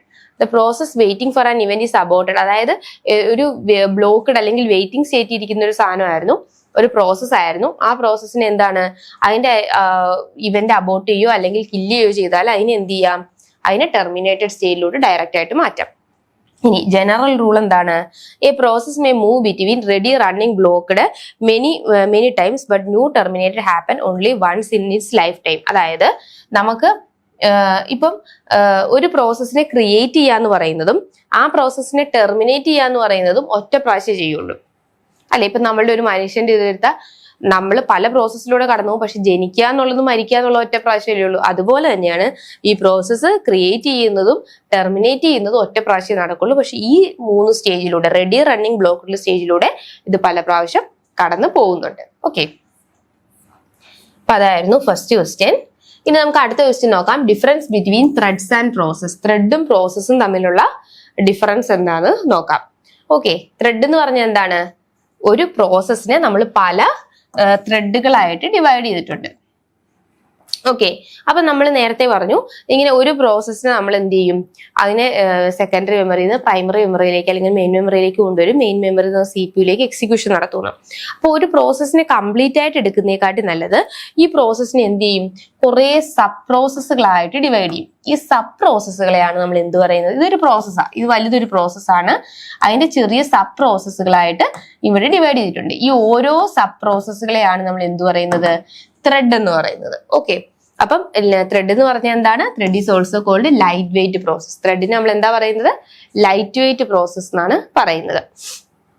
പ്രോസസ്സിനെ എന്താ പറയുന്നത്, ഹെവി വെയിറ്റ് അല്ലെ. ഒരു പ്രോസസ് എന്ന് പറഞ്ഞാൽ ഒരുപാട് ചെറിയ ചെറിയ പ്രോസസ്സുകളുടെ സബ് പ്രോസസ്സുകളുടെ ഒരു കോമ്പിനേഷൻ ആണ്. സോ അതൊരു ഹെവി വെയിറ്റ് പ്രോസസ് എന്ന് പറയാം. ഇനി അടുത്തത്, operating system is not required for thread switching. അതായത് ത്രെഡ് സ്വിച്ച് ചെയ്യാൻ വേണ്ടിയിട്ട് ഓപ്പറേറ്റിംഗ് സിസ്റ്റം ആവശ്യമില്ല. ത്രെഡുകൾ തമ്മിൽ അങ്ങോട്ടും ഇങ്ങോട്ടും സ്വിച്ച് ചെയ്യാം. നമ്മൾ നേരത്തെ പറഞ്ഞായിരുന്നു അതിന്റെ സ്റ്റാക്ക്, ഡേറ്റ ഇതെല്ലാം ത്രെഡുകൾ ഷെയർ ചെയ്യും. ഷെയർ ചെയ്യാത്തത് ത്രെഡ് ID, പ്രോഗ്രാം കൗണ്ടർ, അങ്ങനെയുള്ള കാര്യങ്ങളൊക്കെ നമ്മൾ ക്ലാസ്സുകളിൽ ഡിസ്കസ് ചെയ്തു. എന്തെങ്കിലും ഡൗട്ട് ഉള്ളവർ ക്ലാസ്സിന്റെ സെഷൻ കാണണം. ഇനി അടുത്തത്, operating system interface is required for process switching. അതായത് 2 പ്രോസസ്സുകൾ തമ്മിൽ സ്വിച്ച് ചെയ്യാൻ. അതായത് ഇതൊരു പ്രോസസ്സാണ്, ഇതൊരു പ്രോസസ്സാണ്. ഇപ്പൊ P1 വർക്ക് ചെയ്തുകൊണ്ടിരിക്കുന്നു, P2 വർക്ക് ചെയ്യണമെങ്കിൽ ഇത് തമ്മിൽ സ്വിച്ച് ചെയ്യാൻ നമുക്ക് ആര് വേണം, ഓപ്പറേറ്റിംഗ് സിസ്റ്റം വേണം. പക്ഷേ ഒരു പ്രോസസ്സിനകത്തുള്ള ഇതാണ് ഓരോ ത്രെഡുകൾ അല്ലെ, ഒരു പ്രോസസ്സിനകത്തുള്ള ത്രെഡുകളാ. ഇവർ തമ്മിൽ അങ്ങോട്ടും ഇങ്ങോട്ടും എക്സിക്യൂഷൻ സ്വിച്ച് ചെയ്യാൻ വേണ്ടിയിട്ട് ആര് വേണ്ട, ഓപ്പറേറ്റിംഗ് സിസ്റ്റം നമുക്ക് ആവശ്യമില്ല. ക്ലിയർ. ഇനി അടുത്തത് one thread can read, write or even completely clean another thread stack. അതായത് ഒരു പ്രാവശ്യം നമുക്ക് എന്ത് ചെയ്യാം, റീഡ് ചെയ്യാനും റൈറ്റ് ചെയ്യാനും or even completely clean another thread stack. Thread stack നമ്മൾ കംപ്ലീറ്റ്ലി ക്ലീൻ, അതായത് ഒരു സ്റ്റാക്ക് ഒരു ത്രെഡ് മറ്റേ ത്രെഡുമായിട്ട് ഡിപ്പെൻഡന്റ് ആണ്. ഇവിടെ എങ്ങനെയാണ്, each process operate independently of other process. ഞാൻ നേരത്തെ പറഞ്ഞു നമ്മുടെ സ്റ്റാക്കും ഡേറ്റ പോയിന്ററും ഇതെല്ലാം എന്ത് ചെയ്യുന്നുണ്ട്, ഈ ത്രെഡുകൾ തമ്മിൽ ഷെയർ ചെയ്യുന്നുണ്ട്. കാരണം അത് ഒരൊറ്റ പ്രോസസ്സിന്റെ സബ് പ്രോസസ്സുകളാണ്. അപ്പൊ അത് ഇവർ തമ്മിൽ പല കാര്യങ്ങളും ഷെയർ ചെയ്യുന്നുണ്ട്. പക്ഷെ രണ്ട് പ്രോസസ്സുകൾ എന്ന് പറഞ്ഞാൽ എന്താ, അവർ രണ്ടും ഇൻഡിപെൻഡന്റ് ആ, ഇവർ തമ്മിൽ ഒന്നും ഷെയർ ചെയ്യുന്നില്ല. അതുകൊണ്ടാണ് ഇൻഡിപെൻഡന്റ് ആണ്. ഒരു പ്രോസസ് മറ്റേ പ്രോസസ്സുമായിട്ട് എന്താണ്, ഇൻഡിപെൻഡന്റ് ആണ് പറയുന്നത്. ഇനി അടുത്തത് all thread can share same set of open files and child process. കണ്ട, നമ്മളുടെ എല്ലാ ത്രെഡുകളും അതിന്റെ ഓപ്പൺ ഫയൽസും ചൈൽഡ് പ്രോസസ്സും എല്ലാം എന്ത് ചെയ്യുന്നുണ്ട്, അങ്ങോട്ടും ഇങ്ങോട്ടും ഷെയർ ചെയ്യുന്നുണ്ട്. In multiple processing, each process execute the same code but has its own memory and file resource. ഇവിടെ എന്താണ്, കോഡ് എക്സിക്യൂട്ട് ചെയ്യുന്നുണ്ട്, പക്ഷേ അതിന് മെമ്മറിയും ഫയൽ റിസോഴ്സും അതിനാവശ്യമുള്ള ഇൻപുട്ട് ഔട്ട്പുട്ടും എല്ലാം ഡിഫറെന്റ്. കാരണം ഇത് ഒരു പ്രോസസ്സ്, ഇത് വേറൊരു പ്രോസസ്സ്, ഇതുമായിട്ട് ബന്ധമില്ലാത്ത കാരണം ഇതൊന്ന് ഇൻഡിപെൻഡന്റ് ആയിട്ട് വർക്ക് ചെയ്യുന്നു, അത് വേറെ ഇൻഡിപെൻഡന്റ് ആയിട്ട് വർക്ക് ചെയ്യുന്നു, അങ്ങനെയാണ് പോകുന്നത്. പക്ഷെ ഇവിടെയാണെങ്കിലോ, ഇവിടെ ഈ പ്രോസസ്സിനകത്തുള്ള കുഞ്ഞു കുഞ്ഞു സബ് പ്രോസസ്സുകളെയാണ് ത്രെഡ് എന്ന് പറയുന്നത്. സോ ഇവർ അങ്ങോട്ടും ഇങ്ങോട്ടും സ്വിച്ച് ചെയ്യുകയും ഷെയർ ചെയ്യുകയും അങ്ങനെയുള്ള കാര്യങ്ങളൊക്കെ ചെയ്യും. ഇനി ത്രെഡിന് മാത്രമായിട്ടുള്ള എന്തൊക്കെയാ, ത്രെഡ് ഐ ഡി, ഓരോ ത്രെഡിനെ ഐഡന്റിഫൈ ചെയ്യുന്ന ത്രെഡ് ഐ ഡി, അതുപോലെ പ്രോഗ്രാം കൗണ്ടർ, അങ്ങനെയുള്ള സാധനങ്ങളൊക്കെ ഓരോ ത്രെഡിനും ഇൻഡിവിജ്വൽ ആയിട്ടുണ്ട്. പിന്നെ സ്റ്റാക്ക്, ഓപ്പൺ ഫയൽസ്, അങ്ങനെയുള്ള കാര്യങ്ങളൊക്കെ എന്താണ് ഇവര് ഷെയർ ചെയ്യുന്നുണ്ട്. അത് നമ്മൾ ക്ലാസ്സിൽ ഡിസ്കസ് ചെയ്തു. ഇനി അടുത്ത, if one thread is blocked and waiting then second thread in the same task can run. അതായത് ഒരു ത്രെഡ് ബ്ലോക്ക് ആയെന്ന് വിചാരിച്ച്, ഈ ഒരു ത്രെഡ് ബ്ലോക്ക് ആയാല് if one thread is blocked and waiting then second thread in the same task can run. അതായത് ഒരു thread block ആയെന്ന് വിചാരിച്ച് മറ്റേ ത്രെഡ് വർക്ക് ചെയ്യുന്നതിന് ഒരു തടസ്സവും ഇല്ല. ഒരു ത്രെഡ് ബ്ലോക്ക് ആയാൽ മറ്റേ ത്രെഡുകൾ വർക്ക് ചെയ്യുന്നതിന് പ്രശ്നമൊന്നുമില്ല. If one server process is blocked, then server process cannot execute until the first process is unblocked. അതായത് നമ്മളൊരു പ്രോസസ്സ് ചെയ്തുകൊണ്ടിരിക്കുകയാണ്, ഓപ്പറേറ്റിംഗ് സിസ്റ്റം ഒക്കെ ഉണ്ട്, അത് ബ്ലോക്ക് ആയി പോയി. അത് ബ്ലോക്ക് ആയാൽ ആ ബ്ലോക്ക് മാറി അത് എക്സിക്യൂഷൻ പഴയ പോലെ ആയാലേ ബാക്കിയുള്ള പ്രോസസ്സുകൾ വർക്ക് ചെയ്യാൻ പറ്റുള്ളൂ. ഓക്കെ. ഇനി അടുത്തത് യൂസസ് ഫ്യൂവർ റിസോഴ്സ്. ഇവിടെ നമുക്ക് എന്താണ്, ചെറിയ ചെറിയ റിസോഴ്സ് മതി. കാരണം ഒരു വലിയ പ്രോഗ്രാമിന് നമ്മൾ ചെറിയ ചെറിയ സബ് പ്രോഗ്രാം ആക്കിയാണ് വെച്ചേക്കുന്നത്. അപ്പൊ ചെറിയ സബ് പ്രോഗ്രാമിന് അതിനനുസരിച്ചുള്ള റിസോഴ്സുകളെ ആവശ്യമുള്ളൂ. പക്ഷെ ഇവിടെയോ യൂസസ് മോർ റിസോഴ്സസ്. അതായത് ഇതൊരു വലിയ പ്രോസസ്സാണ്, ആ പ്രോസസ്സിനെ കംപ്ലീറ്റ് ആയിട്ട് എക്സിക്യൂട്ട് ചെയ്യിപ്പിക്കുകയാണ് ഇവിടെ ചെയ്യുന്നത്. അപ്പൊ ആ പ്രോസസ്സിനെ കംപ്ലീറ്റ് ആയിട്ട് എക്സിക്യൂട്ട് ചെയ്യിപ്പിക്കുക എന്ന് പറയുമ്പോൾ അത്രയും എന്ത് വേണം, എന്താ ആവശ്യമുള്ളത്, ആ വലിയ പ്രോസസ്സിനെ എക്സിക്യൂട്ട് ചെയ്യുമ്പോൾ അത്രയും എന്ത് ആവശ്യമുണ്ട്, അത്ര റിസോഴ്സുകൾ ആവശ്യമുണ്ട്. ഇവിടെ ഒരു വലിയ പ്രോസസ്സിനെ ചെറിയ പാർട്സ് ആയിട്ട് ഡിവൈഡ് ചെയ്യുന്നു. സോ അതുകൊണ്ട് നമുക്ക് ഇവിടെ അത്രയും പ്രോസസ്സുകൾ ആവശ്യമില്ല, അവിടെ നമുക്ക് അത്രയും റിസോഴ്സുകൾ ആവശ്യമാണ്. ക്ലിയർ. അപ്പൊ ഇതാണ് പ്രോസസ്സും ത്രെഡും തമ്മിലുള്ള ഡിഫറൻസ്. ഇത് ഇമ്പോർട്ടന്റ് ആണ്, ഷോർട്ട് ആൻസർ ക്വസ്റ്റ്യൻ ആയിട്ട് ചോദിക്കാറുണ്ട്. അപ്പൊ ത്രെഡ് എന്ന് പറഞ്ഞാൽ ലൈറ്റ് വെയിറ്റ് ആണ്, പ്രോസസ് എന്ന് പറഞ്ഞാൽ ഹെവി വെയിറ്റ് ആണ്. ത്രെഡ് എന്താണ്, ത്രെഡ് സ്വിച്ചിങ്, അതായത് നമുക്ക് അങ്ങോട്ടും ഇങ്ങോട്ടും ത്രെഡുകളുടെ എക്സിക്യൂഷൻ ഒന്നും നമുക്ക് ഓപ്പറേറ്റിംഗ് സിസ്റ്റം ആവശ്യമില്ല, പക്ഷെ സ്വിച്ച് ചെയ്യാൻ വേണ്ടി ആവശ്യമില്ല. പ്രോസസ്സുകൾ സ്വിച്ച് ചെയ്യാൻ വേണ്ടി നമുക്ക് ഓപ്പറേറ്റിംഗ് സിസ്റ്റം ആവശ്യമാണ്. ഇനി ഒരു ത്രെഡിന് നമുക്ക് റീഡ് ചെയ്യോ റൈറ്റ് ചെയ്യോ എന്ത് വേണമെങ്കിലും മറ്റൊരു ത്രെഡിന്റെ സ്റ്റാക്കിലേക്ക് റീഡ് ചെയ്യോ റൈറ്റ് ചെയ്യോ എന്ത് വേണമെങ്കിലും ചെയ്യാം. മറ്റേ പ്രോസസ്സുകൾ, ഇതൊരു പ്രോസസ്സാണ്, ഇത് വേറൊരു പ്രോസസ്സ്. ഇവർ തമ്മിൽ ഒരു ബന്ധവും ഇല്ലാത്ത കാരണം ഇവർ ഇൻഡിപെൻഡന്റ് ആയിട്ടാണ് റൺ ചെയ്യുന്നത്. ഇനി ഇവിടെ നോക്കിക്കേ, എല്ലാ ത്രെഡും അവരുടെ ഓപ്പൺ ഫയൽസും ചൈൽഡ് പ്രോസസ്സും ഒക്കെ ഷെയർ ചെയ്യുന്നുണ്ട്.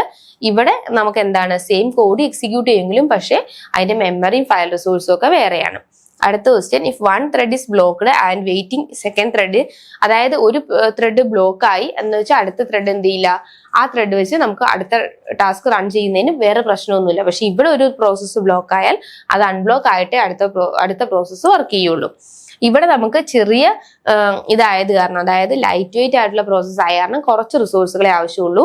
ഇതൊരു പ്രോസസ്സ് കംപ്ലീറ്റ് ആയിട്ട് എക്സിക്യൂട്ട് ചെയ്യുവാണ്. സോ കംപ്ലീറ്റ് ആയിട്ട് എക്സിക്യൂട്ട് ചെയ്യുന്നതുകൊണ്ട് അതനുസരിച്ചുള്ള റിസോഴ്സുകൾ ആവശ്യമാണ്. ഇതാണ് ബേസിക് ആയിട്ടുള്ള difference between thread and process.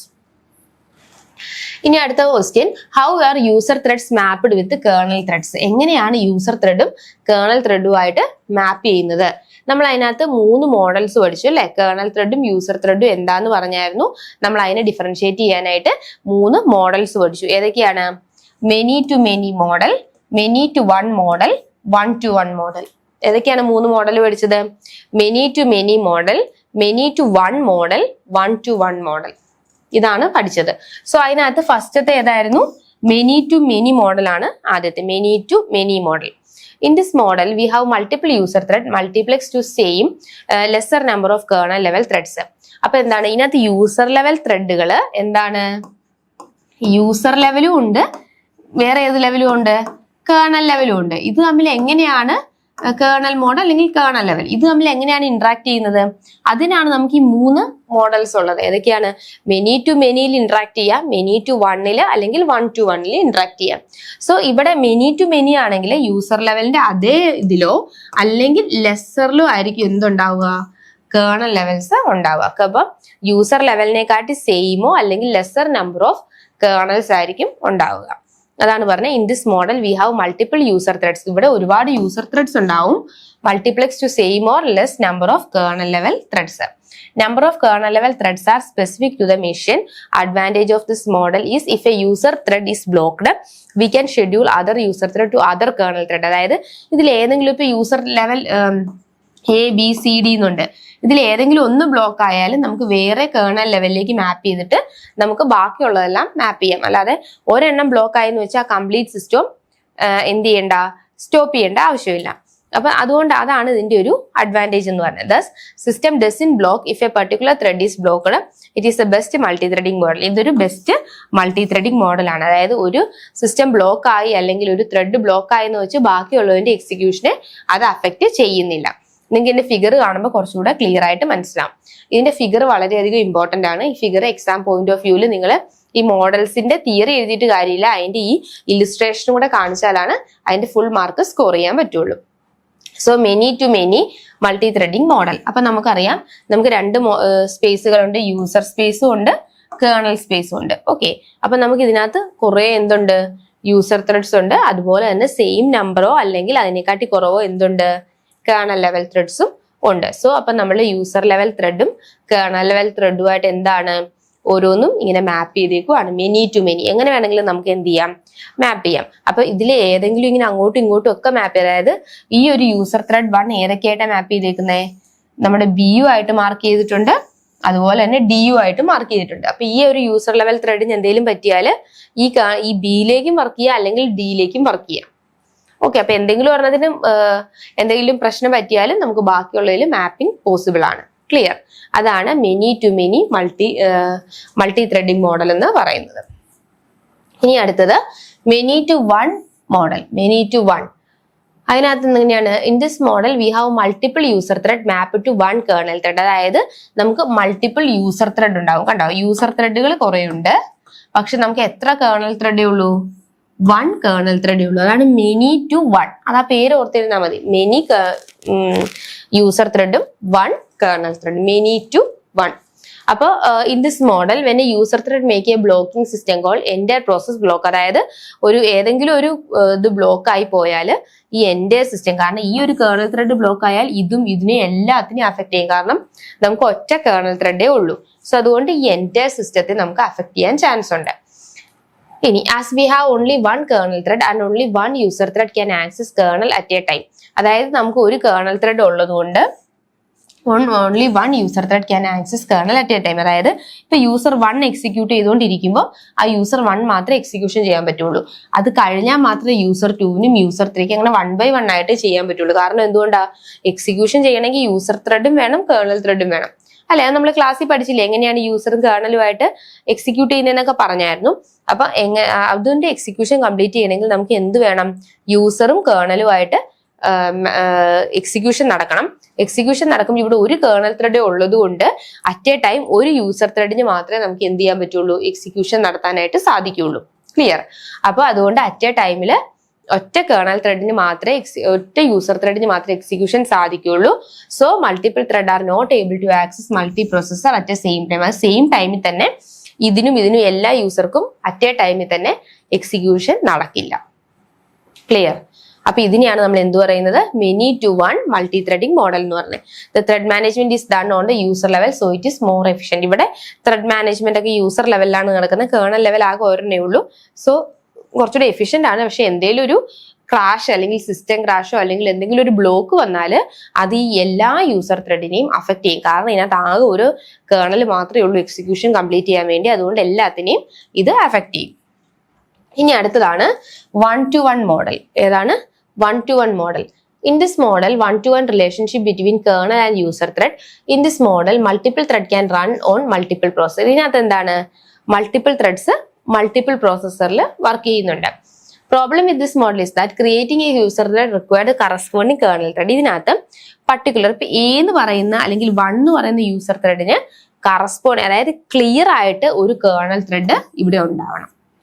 നമ്മൾ ആദ്യം പഠിച്ചതിനകത്ത് എങ്ങനെയാണ്, ഇത് 1-to-1 മോഡലാണ്. ആദ്യം പഠിച്ചത് മെനി ടു വൺ, അതായത് എത്ര യൂസർ ത്രെഡ് ഉണ്ടോ അതിന് ഈക്വൽ ആയിട്ടോ അതിൽ കുറവോ കേർണൽ ത്രെഡ് ആയാലും പ്രശ്നമില്ല. കാരണം ഒരെണ്ണം ഒന്നിൽ കൂടുതൽ ആൾക്കാരുമായിട്ട് മാപ്പ് ചെയ്യുന്നുണ്ട്.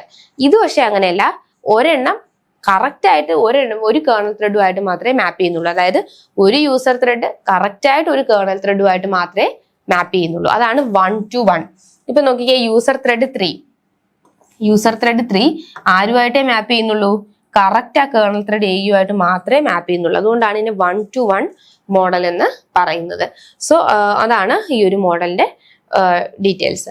As each user thread is connected to different kernel, if any user thread make a blocking system call the other user thread won't be blocked. ഇപ്പൊ ഇതിന്റെ ഒരു പ്രത്യേകത എന്താണ്, ഇപ്പൊ ഇവിടെ ഒരു കേർണൽ ത്രെഡ് ഡി ബ്ലോക്ക് ആയെന്ന് വെച്ചാൽ അത് ആരെ മാത്രമേ അഫക്ട് ചെയ്യുന്നുള്ളൂ, ഈ 4നെ മാത്രമേ അഫക്ട് ചെയ്യുന്നുള്ളൂ. ബാക്കിയുള്ളവരുമായിട്ട് ബന്ധമില്ലാത്തതുകൊണ്ട് യൂസർ 1നും 2നും 3ക്കും ഒക്കെ വർക്ക് ചെയ്യാം.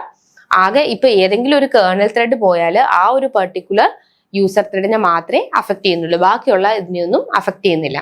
ക്ലാസ് എടുത്തപ്പോൾ നമ്മൾ എന്തുകൊണ്ടാണ് 1-to-1 മോഡൽ കൂടുതൽ പ്രിഫർ ചെയ്യുന്നതെന്നുള്ള റീസൺസും പറഞ്ഞായിരുന്നു. അപ്പൊ നിങ്ങൾ അതും കൂടി ഒന്ന് നോട്ട് ചെയ്ത് പഠിക്കണം. ഓക്കെ, അപ്പൊ ഇതാണ് 3 മോഡൽസ്. പേരൊക്കെയാണ് many to one, many to many, പിന്നെ ഏതാണ് മെനി ടു വൺ, പിന്നെ 1-to-1. അപ്പൊ ഇതൊക്കെയാണ് നമ്മളുടെ 3 മോഡൽസ്. മെനി ടു മെനിക്കകത്താണെങ്കിൽ എങ്ങനെയായിരുന്നു, കുറെ യൂസർ ത്രെഡ്സ്, അതിന് ഈക്വൽ ആയിട്ട് lesser number of kernel threads ആയിരുന്നു, ഒന്നിൽ കൂടുതൽ ആൾക്കാരുമായിട്ട് മാപ്പ് ചെയ്യുന്നുണ്ട്, അതുകൊണ്ട് വേറെ പ്രശ്നങ്ങളൊന്നും ഇല്ല. ഇനി മെനി ടു വൺ ആണെങ്കിലോ കുറെ യൂസർ ത്രെഡ്സ് ഒരു കേർണൽ ത്രെഡുമായിട്ട് മാത്രമേ മാപ്പ് ചെയ്യുന്നുള്ളൂ. ഇപ്പൊ എന്തെങ്കിലും ഈ കേർണൽ ത്രെഡിന് പ്രശ്നം പറ്റിയാൽ ഈ യൂസർ ത്രെഡുകളെ എല്ലാം അഫക്ട് ചെയ്യും. ഇനി അടുത്തൊരു ഇതെന്ന് പറഞ്ഞാൽ 1-to-1, അതായത് കറക്റ്റ് ആയിട്ടൊരു യൂസർ ത്രെഡ് എന്താണ് ഒരു കേർണൽ ത്രെഡിനെ മാത്രമേ മാപ്പ് ചെയ്യുന്നുള്ളൂ. സോ അതുകൊണ്ട് തന്നെ കേർണൽ ത്രെഡും യൂസർ ത്രെഡും ആയിട്ട് 1-to-1 മാപ്പിംഗ് ആണ്. ഇപ്പൊ ഏതെങ്കിലും ഒരു യൂസർ ത്രെഡിനോ കേർണൽ ത്രെഡിനോ എന്തെങ്കിലും സംഭവിച്ചാലും ബാക്കിയുള്ളതിനൊന്നും അഫക്റ്റ് ചെയ്യുന്നില്ല, ബാക്കിയുള്ളതെല്ലാം ബ്ലോക്ക് ആവുന്നില്ല, അവർക്ക് വർക്ക് ചെയ്യാം. ഇനി അടുത്ത ക്വസ്റ്റ്യൻ നോക്കിക്കേ, what is A process control block, explain the fields used in process control block. അപ്പൊ നമ്മളുടെ പ്രോസസ് കൺട്രോൾ ബ്ലോക്ക് എന്താണ്, അതിൽ ഏതൊക്കെ ഫീൽഡുകളാണ് നമ്മൾ യൂസ് ചെയ്തേക്കുന്നത്. എന്താണ് പ്രോസസ് കൺട്രോൾ ബ്ലോക്ക് എന്ന് പറഞ്ഞാല്, പ്രോസസ് കൺട്രോൾ ബ്ലോക്ക് എന്ന് പറഞ്ഞാൽ എന്താണ്, ഒരു പ്രോസസ്സ് ക്രിയേറ്റ് ആകുമ്പോൾ when A process is created, അതിൻ്റെ കൂടെ എന്തും കൂടിയാണ് ക്രിയേറ്റ് ആവുന്നത്, അതിന്റെ പ്രോസസ് കൺട്രോൾ ബ്ലോക്കും കൂടിയാണ് ക്രിയേറ്റ് ആവുന്നത്. അതായത് ഒരു പ്രോസസ്സ് ക്രിയേറ്റ് ആവുന്നതോടൊപ്പം, നമ്മൾ നേരത്തെ സ്റ്റേറ്റിൽ പറഞ്ഞില്ലേ, ന്യൂ സ്റ്റേറ്റിൽ പ്രോസസ്സ് ക്രിയേറ്റ് ആവും, ആ പ്രോസസ്സ് ക്രിയേറ്റ് ആവുന്നതോടൊപ്പം തന്നെ ക്രിയേറ്റ് ചെയ്യുന്നതാണ് ഈ പ്രോസസ് കൺട്രോൾ ബ്ലോക്കും, അല്ലെ. നമ്മളിപ്പോൾ ഒരാൾ ജനിക്കുമ്പോൾ അയാളുടെ ഒപ്പം ക്രിയേറ്റ് ആവുന്നതാണ് അയാളുടെ ബർത്ത് സർട്ടിഫിക്കറ്റ്. അതുപോലെ തന്നെയാണ് ഒരു പ്രോസസ്സ് ക്രിയേറ്റ് ചെയ്യുന്നതിൻ്റെ ഒപ്പം ക്രിയേറ്റ് ചെയ്യുന്നതാണ് ഇത്. കാരണം എന്തുകൊണ്ടാ, ആ പ്രോസസ്സ് ക്രിയേറ്റ് ചെയ്യുമ്പോൾ അതിനെ ഐഡന്റിഫൈ ചെയ്യണം, അല്ലെ. അപ്പൊ ആ പ്രോസസ്സിനെ ഐഡന്റിഫൈ ചെയ്യണമെങ്കിൽ അതിന്റെ process state, process number, program counter, registers, അങ്ങനെയുള്ള കുറെ കാര്യങ്ങൾ അതിന് ആവശ്യമാണ്. ക്ലിയർ. അപ്പൊ അതിന് വേണ്ടിയിട്ടാണ് നമ്മൾ ഈ പ്രോസസ് കൺട്രോൾ ബ്ലോക്ക് ക്രിയേറ്റ് ചെയ്യുന്നത്. ഇനി process control block is a data framework maintained by active system throughout the process. അതായത് പ്രോസസ് കൺട്രോൾ ബ്ലോക്ക് എന്ന് പറയുന്നത് നമ്മളുടെ പ്രോസസ് എപ്പോഴാണോ ഡെവലപ്പ് ചെയ്യുന്നത് അതനുസരിച്ച് ക്രിയേറ്റ് ചെയ്യുന്നതാണ്. PCB is identified by complete process ID. അപ്പോൾ ഒരു PCBക്കകത്ത് ഓരോ PCB ഐഡന്റിഫൈ ചെയ്യുന്നത് അതിനോരോ പ്രോസസ് ID ഉണ്ട്. Okay, PCB store all the information needed to track the process as listed below. അതായത് എല്ലാ ഇൻഫർമേഷൻ, ആ പ്രോസസ്സിനെ സംബന്ധിച്ചിടത്തോളം ഉള്ള എല്ലാ ഇൻഫർമേഷൻസും എവിടെ ഉണ്ടാവും, ആ PCBയിലുണ്ട്. അപ്പൊ നമ്മൾ ജനിക്കുമ്പോൾ നമുക്ക് ബർത്ത് സർട്ടിഫിക്കറ്റ് ഉണ്ട്, അതിനകത്ത് അച്ഛന്റെ പേരുണ്ട്, അമ്മയുടെ പേരുണ്ട്, അങ്ങനെയുള്ള കറക്റ്റ്, അതുപോലെ തന്നെ കാസ്റ്റ് ഉണ്ട്, എല്ലാ കാര്യങ്ങളും അതിനകത്തുണ്ട്. അപ്പൊ നമ്മൾ പിന്നെ ഒരു ഡേറ്റ് ഓഫ് ബർത്തിന് ആ ഒരു സർട്ടിഫിക്കറ്റ് ID ഉണ്ട്. അപ്പൊ നമ്മൾ എവിടെ പോയാലും നമ്മൾ ഐഡന്റിഫൈ ചെയ്യാൻ വേണ്ടിയിട്ടാണ് അതുള്ളത്.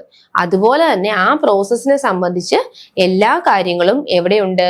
ഈ പ്രോസസ് കൺട്രോൾ ബ്ലോക്ക് അല്ലെങ്കിൽ ടാസ്ക് കൺട്രോൾ ബ്ലോക്ക് എന്നും പറയേ. പ്രോസസ് കൺട്രോൾ ബ്ലോക്ക് ആണ് കുറച്ചുകൂടെ കോമൺ ആയിട്ട് യൂസ് ചെയ്യുന്നത്. ടാസ്ക് കൺട്രോൾ ബ്ലോക്ക് അല്ലെങ്കിൽ പ്രോസസ് കൺട്രോൾ PCB എന്ന് പറയും.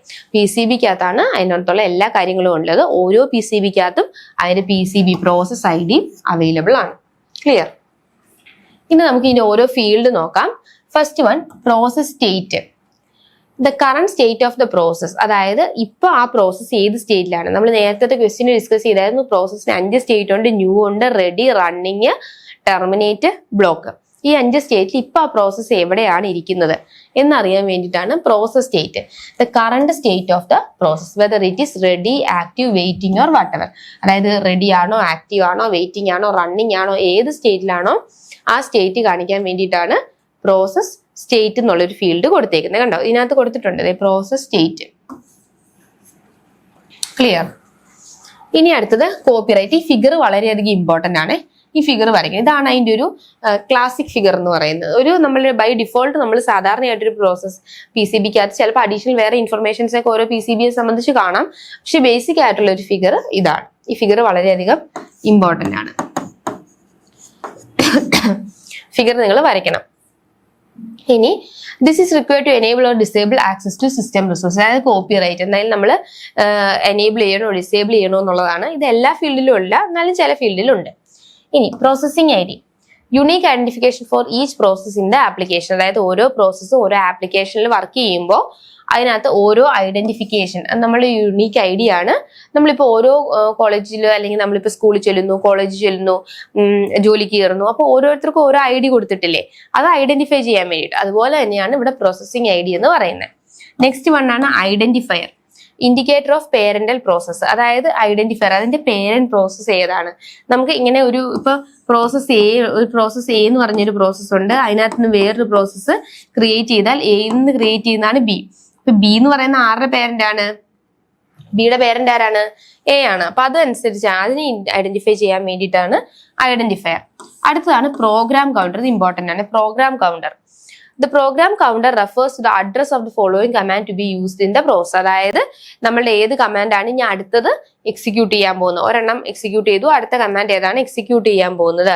refers to the address of the following command. അതായത് ഇപ്പം വർക്ക് ചെയ്തുകൊണ്ടിരിക്കുന്ന കമാൻഡിനെ ഫോളോ ചെയ്ത് ഏത് കമാൻഡാണ്, പുറകിൽ ഏത് കമാൻഡാണ് കിടക്കുന്നത്, അതിന്റെ അഡ്രസ്. കാരണം ഈ ഒരു പ്രോസസ് കംപ്ലീറ്റ് ചെയ്ത് കഴിഞ്ഞാൽ അടുത്ത ഏത് പ്രോസസ് ആണ്, അല്ല അടുത്ത ഏത് അഡ്രസ് ആണെന്ന് മനസ്സിലാക്കാൻ വേണ്ടിയിട്ടാണ് പ്രോഗ്രാം കൗണ്ടർ യൂസ് ചെയ്യുന്നത്. അടുത്തത് CPU register. CPU register are different where the process need to be maintained in order to be operation. അതായത് ഇപ്പൊ ഓപ്പറേറ്റ് ചെയ്തുകൊണ്ടിരിക്കുന്ന റണ്ണിങ് ഇരിക്കുന്ന ഏതൊക്കെ പ്രോസസ്സുകളാണ്, ആ പ്രോസസ്സിന്റെ രജിസ്റ്റേഴ്സ് ഏതൊക്കെയാണ് യൂസ് ചെയ്തേക്കുന്നത്, അതിനെയാണ് CPU രജിസ്റ്റർ എന്ന് പറയുന്നത്. ഇനി അടുത്തതാണ് CPU configuration information. Essential process and other planning informations are needed to plan the process. അതായത് നമ്മളുടെ ഏതൊക്കെ എസെൻഷ്യൽ ആയിട്ട് പ്രയോറിറ്റി കൂടി ഏതൊക്കെ പ്രോസസ് ആണ്, അതർ ഏതെങ്കിലും പ്ലാനിങ് ഇൻഫർമേഷൻ അല്ലെങ്കിൽ അതിൽ അടുത്തതായിട്ട് ഏതെങ്കിലും പ്രയോറിറ്റി കൂടി ഇൻഫർമേഷൻ വരുന്നുണ്ടോ, അല്ലെങ്കിൽ ഏതെങ്കിലും പ്രോസസ്സിന് IO ഇൻപുട്ട് ഔട്ട്പുട്ട് ആവശ്യമാണോ, അങ്ങനെയുള്ള കാര്യങ്ങളൊക്കെയാണ് CPU കോൺഫിഗറേഷൻ ഇൻഫർമേഷൻ അത് വരുന്നത്. അടുത്തത് memory management information. This include page table information. ഏതൊക്കെ പേജുകളാണ് അതിനകത്തുള്ളത്, മെമ്മറിയിൽ ഇപ്പോൾ ഉള്ളത്, മെമ്മറി ലിമിറ്റ്സ്, പിന്നെ partial table depending on the memory by the application. അടുത്തത് accounting information. This include the amount of CPU used to process, time limit, performance ID. അതായത് ഏതൊക്കെ എമൗണ്ട് ഓഫ് CPU ഓരോ പ്രോസസ്സും എത്രയാണ് അതിന്റെ എക്സിക്യൂഷൻ ടൈം, അതിന്റെ time limit എങ്ങനെയാണ്, അതിന്റെ performance എങ്ങനെയാണെന്നൊക്കെ അറിയാനാണ് അക്കൗണ്ടിങ് ഇൻഫർമേഷൻ. അടുത്തത് IO status information. This include IO define. അതായത് ഓരോ പ്രോസസ്സിനും ഡിഫൈൻ ചെയ്തിരിക്കുന്ന IO ഇൻഫർമേഷൻസ് ഒക്കെയാണ് ഇതിനകത്ത് വരുന്നത്, ഈ ഒരു IO ഡിവൈസ് അസൈൻഡിനകത്ത് വരുന്നത്. ഇനി structure of A PCB depend entirely on the application and may contain different information for different operating system. അതായത് ഓരോ ഓപ്പറേറ്റിംഗ് സിസ്റ്റത്തിനനുസരിച്ചും ഇതിന്റെ ഇൻഫർമേഷൻസ് ഒക്കെ ഡിഫറെന്റ് ആയിരിക്കും അല്ലെ. അതുപോലെ തന്നെ ഇതുപോലുള്ള എല്ലാ ഫീൽഡുകളും അതിനകത്ത് ഉണ്ടായിരിക്കണം നിർബന്ധമില്ല. പക്ഷെ പ്രോസസ് ID വേണം, പ്രോസസ് സ്റ്റേറ്റ് വേണം, പ്രോഗ്രാം കൗണ്ടർ വേണം, അങ്ങനെയുള്ള ചില എസെൻഷ്യൽ ഫീൽഡ് വേണം. കോമൺ ആയിട്ട് നമ്മൾ കാണുന്ന ഫീൽഡുകളാണ് ഈ കൊടുത്തേക്കുന്നത്. So here is A simplified drawing. അതായത് നമ്മുടെ PCBയുടെ ഒരു സിംപ്ലിഫൈഡ് ഡ്രോയിങ് ആണ് ഈ കൊടുത്തേക്കുന്നത്. ഒരു ബൈ ഡിഫോൾട്ട് നമ്മൾ സാധാരണയായിട്ടും ഇതിനകത്ത് ഇൻക്ലൂഡ് ചെയ്യുന്ന കാര്യങ്ങളാണ് process state, process number, program counter, registers, memory limit, open files. ഇതാണ് ഒരു ബേസിക് സ്ട്രക്ചർ എന്ന് പറയുന്നത്. ഇനി അടുത്ത ക്വസ്റ്റ്യൻ നോക്കിക്കേ. Explain context switching and why context switching considered an overhead to the system. അപ്പൊ എന്താണ് കോണ്ടെക്സ്റ്റ് സ്വിച്ചിങ്, അതുപോലെ തന്നെ എന്താണ് അതിനൊരു ഓവർഹെഡ് എന്ന് പറയാനുള്ള കാരണം. സോ നമുക്ക് കോണ്ടെക്സ്റ്റ് സ്വിച്ചിങ് എന്താന്ന് നോക്കാം. Context switching is the process where CPU stop running one process, save its current state and load the saved state to another process so that multiple process can share the CPU effectively. എന്താണ് പറഞ്ഞേക്കുന്നത്? Context switching is the process where CPU stop running. അതായത് ഇപ്പൊ P1 എന്ന് പറയുന്ന ഒരു process run ചെയ്തുകൊണ്ടിരിക്കുവാണെങ്കിൽ ആ P1ന്റെ execution അത് run ചെയ്തുകൊണ്ടിരിക്കുവല്ലേ, ആ എക്സിക്യൂഷൻ സ്റ്റോപ്പ് ചെയ്യുന്നു. എന്നിട്ട് എന്ത് ചെയ്യും? ഈ സ്റ്റോപ്പ് ചെയ്ത് ഇതിന്റെ കറന്റ് സ്റ്റേറ്റ് ഉണ്ടല്ലോ, കറന്റ് സ്റ്റാറ്റസ് എന്ത് ചെയ്യും? സ്റ്റാറ്റസ് സേവ് ചെയ്യും. കറന്റ് സ്റ്റാറ്റസ് എന്ത് ചെയ്യും?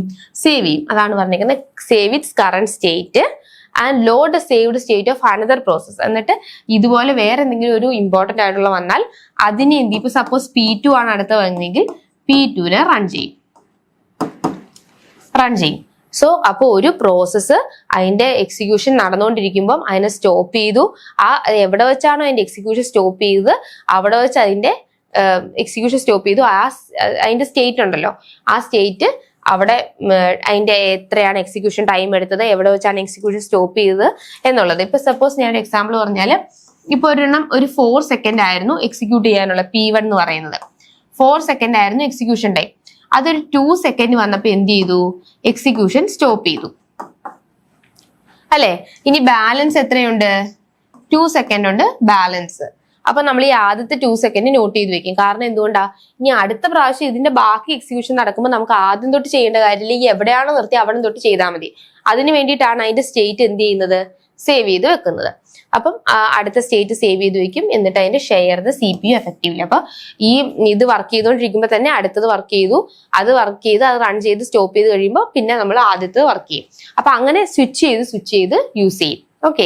ഇപ്പൊ നമ്മളിപ്പം എന്തെങ്കിലും ഒരു റൂം യൂസ് ചെയ്തുകൊണ്ടിരിക്കുകയാണ്. അപ്പൊ വേറൊരാൾക്ക് എന്തെങ്കിലും ആവശ്യം ഉണ്ടെങ്കിൽ നമ്മൾ പെട്ടെന്ന് മാറിക്കൊടുക്കും. അയാളുടെ ആവശ്യം കഴിയുമ്പോൾ നമ്മൾ വീണ്ടും അതിനകത്ത് കയറും. അങ്ങനെ സ്വിച്ച് ചെയ്ത് പലരും റൂമുകളൊക്കെ ഷെയർ ചെയ്ത് ഉപയോഗിക്കില്ല. അത് ആ ഒരു സെയിം കോൺസെപ്റ്റ് തന്നെയാണ്. CPU-നെ ഷെയർ ചെയ്യുകയാണ് ചെയ്യുന്നത്. ഇനി നീഡ് ഇൻ മൾട്ടി ടാസ്കിങ്. കണ്ടോ, multiple task at a time ചെയ്യണമെങ്കിലൊക്കെ നമ്മൾ ഇതുപോലെയുള്ള സ്വിച്ച് ചെയ്യണം, പ്രോസസ്സുകൾ സ്വിച്ച് ചെയ്തുകൊണ്ടിരിക്കണം. In multi tasking CPU keep switching between പ്രോസസ്സുകൾ തമ്മിൽ സ്വിച്ച് ചെയ്യും. ഇനി അടുത്ത് this make it seem like process are running at the same time even though CPU work on one process at a time. അപ്പൊ ശരിക്കും നമ്മളൊരു യൂസറിനെ സംബന്ധിച്ച് നോക്കുമ്പോൾ ഇത് ഭയങ്കര ഫാസ്റ്റ് ആയിട്ടാണ് സ്വിച്ചിങ് നടക്കുന്നത്. അപ്പൊ ഒരു യൂസറിനെ സംബന്ധിച്ച് നോക്കുമ്പോൾ ഇവരിങ്ങനെ ഫാസ്റ്റ് ആയിട്ട് സ്വിച്ച് ചെയ്തു നമുക്ക് തോന്നില്ല. പെട്ടെന്ന് തന്നെ ആ ഒരു പ്രോസസ്സേ അറ്റ് എ ടൈം നടക്കുന്നുള്ളൂ. ഇപ്പൊ P1 ആണെങ്കിൽ P1 സ്റ്റോപ്പ് ചെയ്തിട്ടാണ് അടുത്ത് ചെയ്യുന്നത്. പക്ഷെ ഒരു യൂസറിനെ സംബന്ധിച്ച് നോക്കുമ്പോൾ രണ്ടും ഒരേ സമയം ചെയ്യുന്നതായിട്ട്, അതായത് ഫ്രീക്വന്റ് ആയിട്ട് സ്വിച്ച് ചെയ്യുന്നതുകൊണ്ട് നമുക്ക് അറ്റ് എ ടൈമിൽ രണ്ടും ചെയ്യുന്നതായിട്ട് നമുക്ക് യൂസറിന് ഒരു ഇലൂഷൻ പോലെ തോന്നും. ഇനി without context switching one process could monopolize the system and other would have to wait indefinitely. അതായത് ഇപ്പം ചില CPU ഒക്കെ ആണെങ്കിൽ ഇപ്പൊ P1 ചെയ്തുകൊണ്ടിരിക്കുവായിരുന്നു, P2 കുറേ നേരം എടുക്കുമെങ്കിൽ P1 P2 കംപ്ലീറ്റ് ചെയ്യുന്ന വരെ വെയിറ്റ് ചെയ്യേണ്ടി വരും. അങ്ങനെ ഒരു പ്രശ്നത്തിനകത്ത് വരുന്നുണ്ട്. ഇനി ഇതാണ് അതിന്റെ ഒരു ഫിഗർ. ഈ ഫിഗർ വളരെ ഇമ്പോർട്ടന്റ് ആണ്. ഇതിന്റെ വർക്കിംഗ് ആണ് ഈ ഫിഗറിൽ പറഞ്ഞേക്കുന്നത്. ആദ്യം PCB0 എന്ന് പറയുന്ന ഒരു ഇത് വർക്ക് ചെയ്തുകൊണ്ടിരിക്കുവായിരുന്നു അല്ലെ. PCB0 എന്ന് പറഞ്ഞ പ്രോസസ് കൺട്രോൾ ബ്ലോക്ക് 0, പ്രോസസ് 0യുടെ പ്രോസസ് കൺട്രോൾ ബ്ലോക്ക് ആണ് PCB0. PCB0 വർക്ക് ചെയ്തുകൊണ്ടിരിക്കുമ്പോൾ അതിന്റെ അപ്പൊ വേറൊരാൾ വന്നു. അപ്പൊ എന്ത് ചെയ്തു? അതിന്റെ ഇപ്പൊ എവിടെയാണോ എക്സിക്യൂഷൻ നിർത്തിയത് അത് ഒരു സേവ് സ്റ്റേറ്റിലോട്ട് മാറ്റി. അതിന്റെ സ്റ്റേറ്റ് എന്ത് ചെയ്തു? സേവ് സ്റ്റേറ്റിലോട്ട് മാറ്റി. കണ്ടോ, ഇത് എക്സിക്യൂട്ട് ചെയ്തുകൊണ്ടിരിക്കുവായിരുന്നു പ്രോസസ് 0.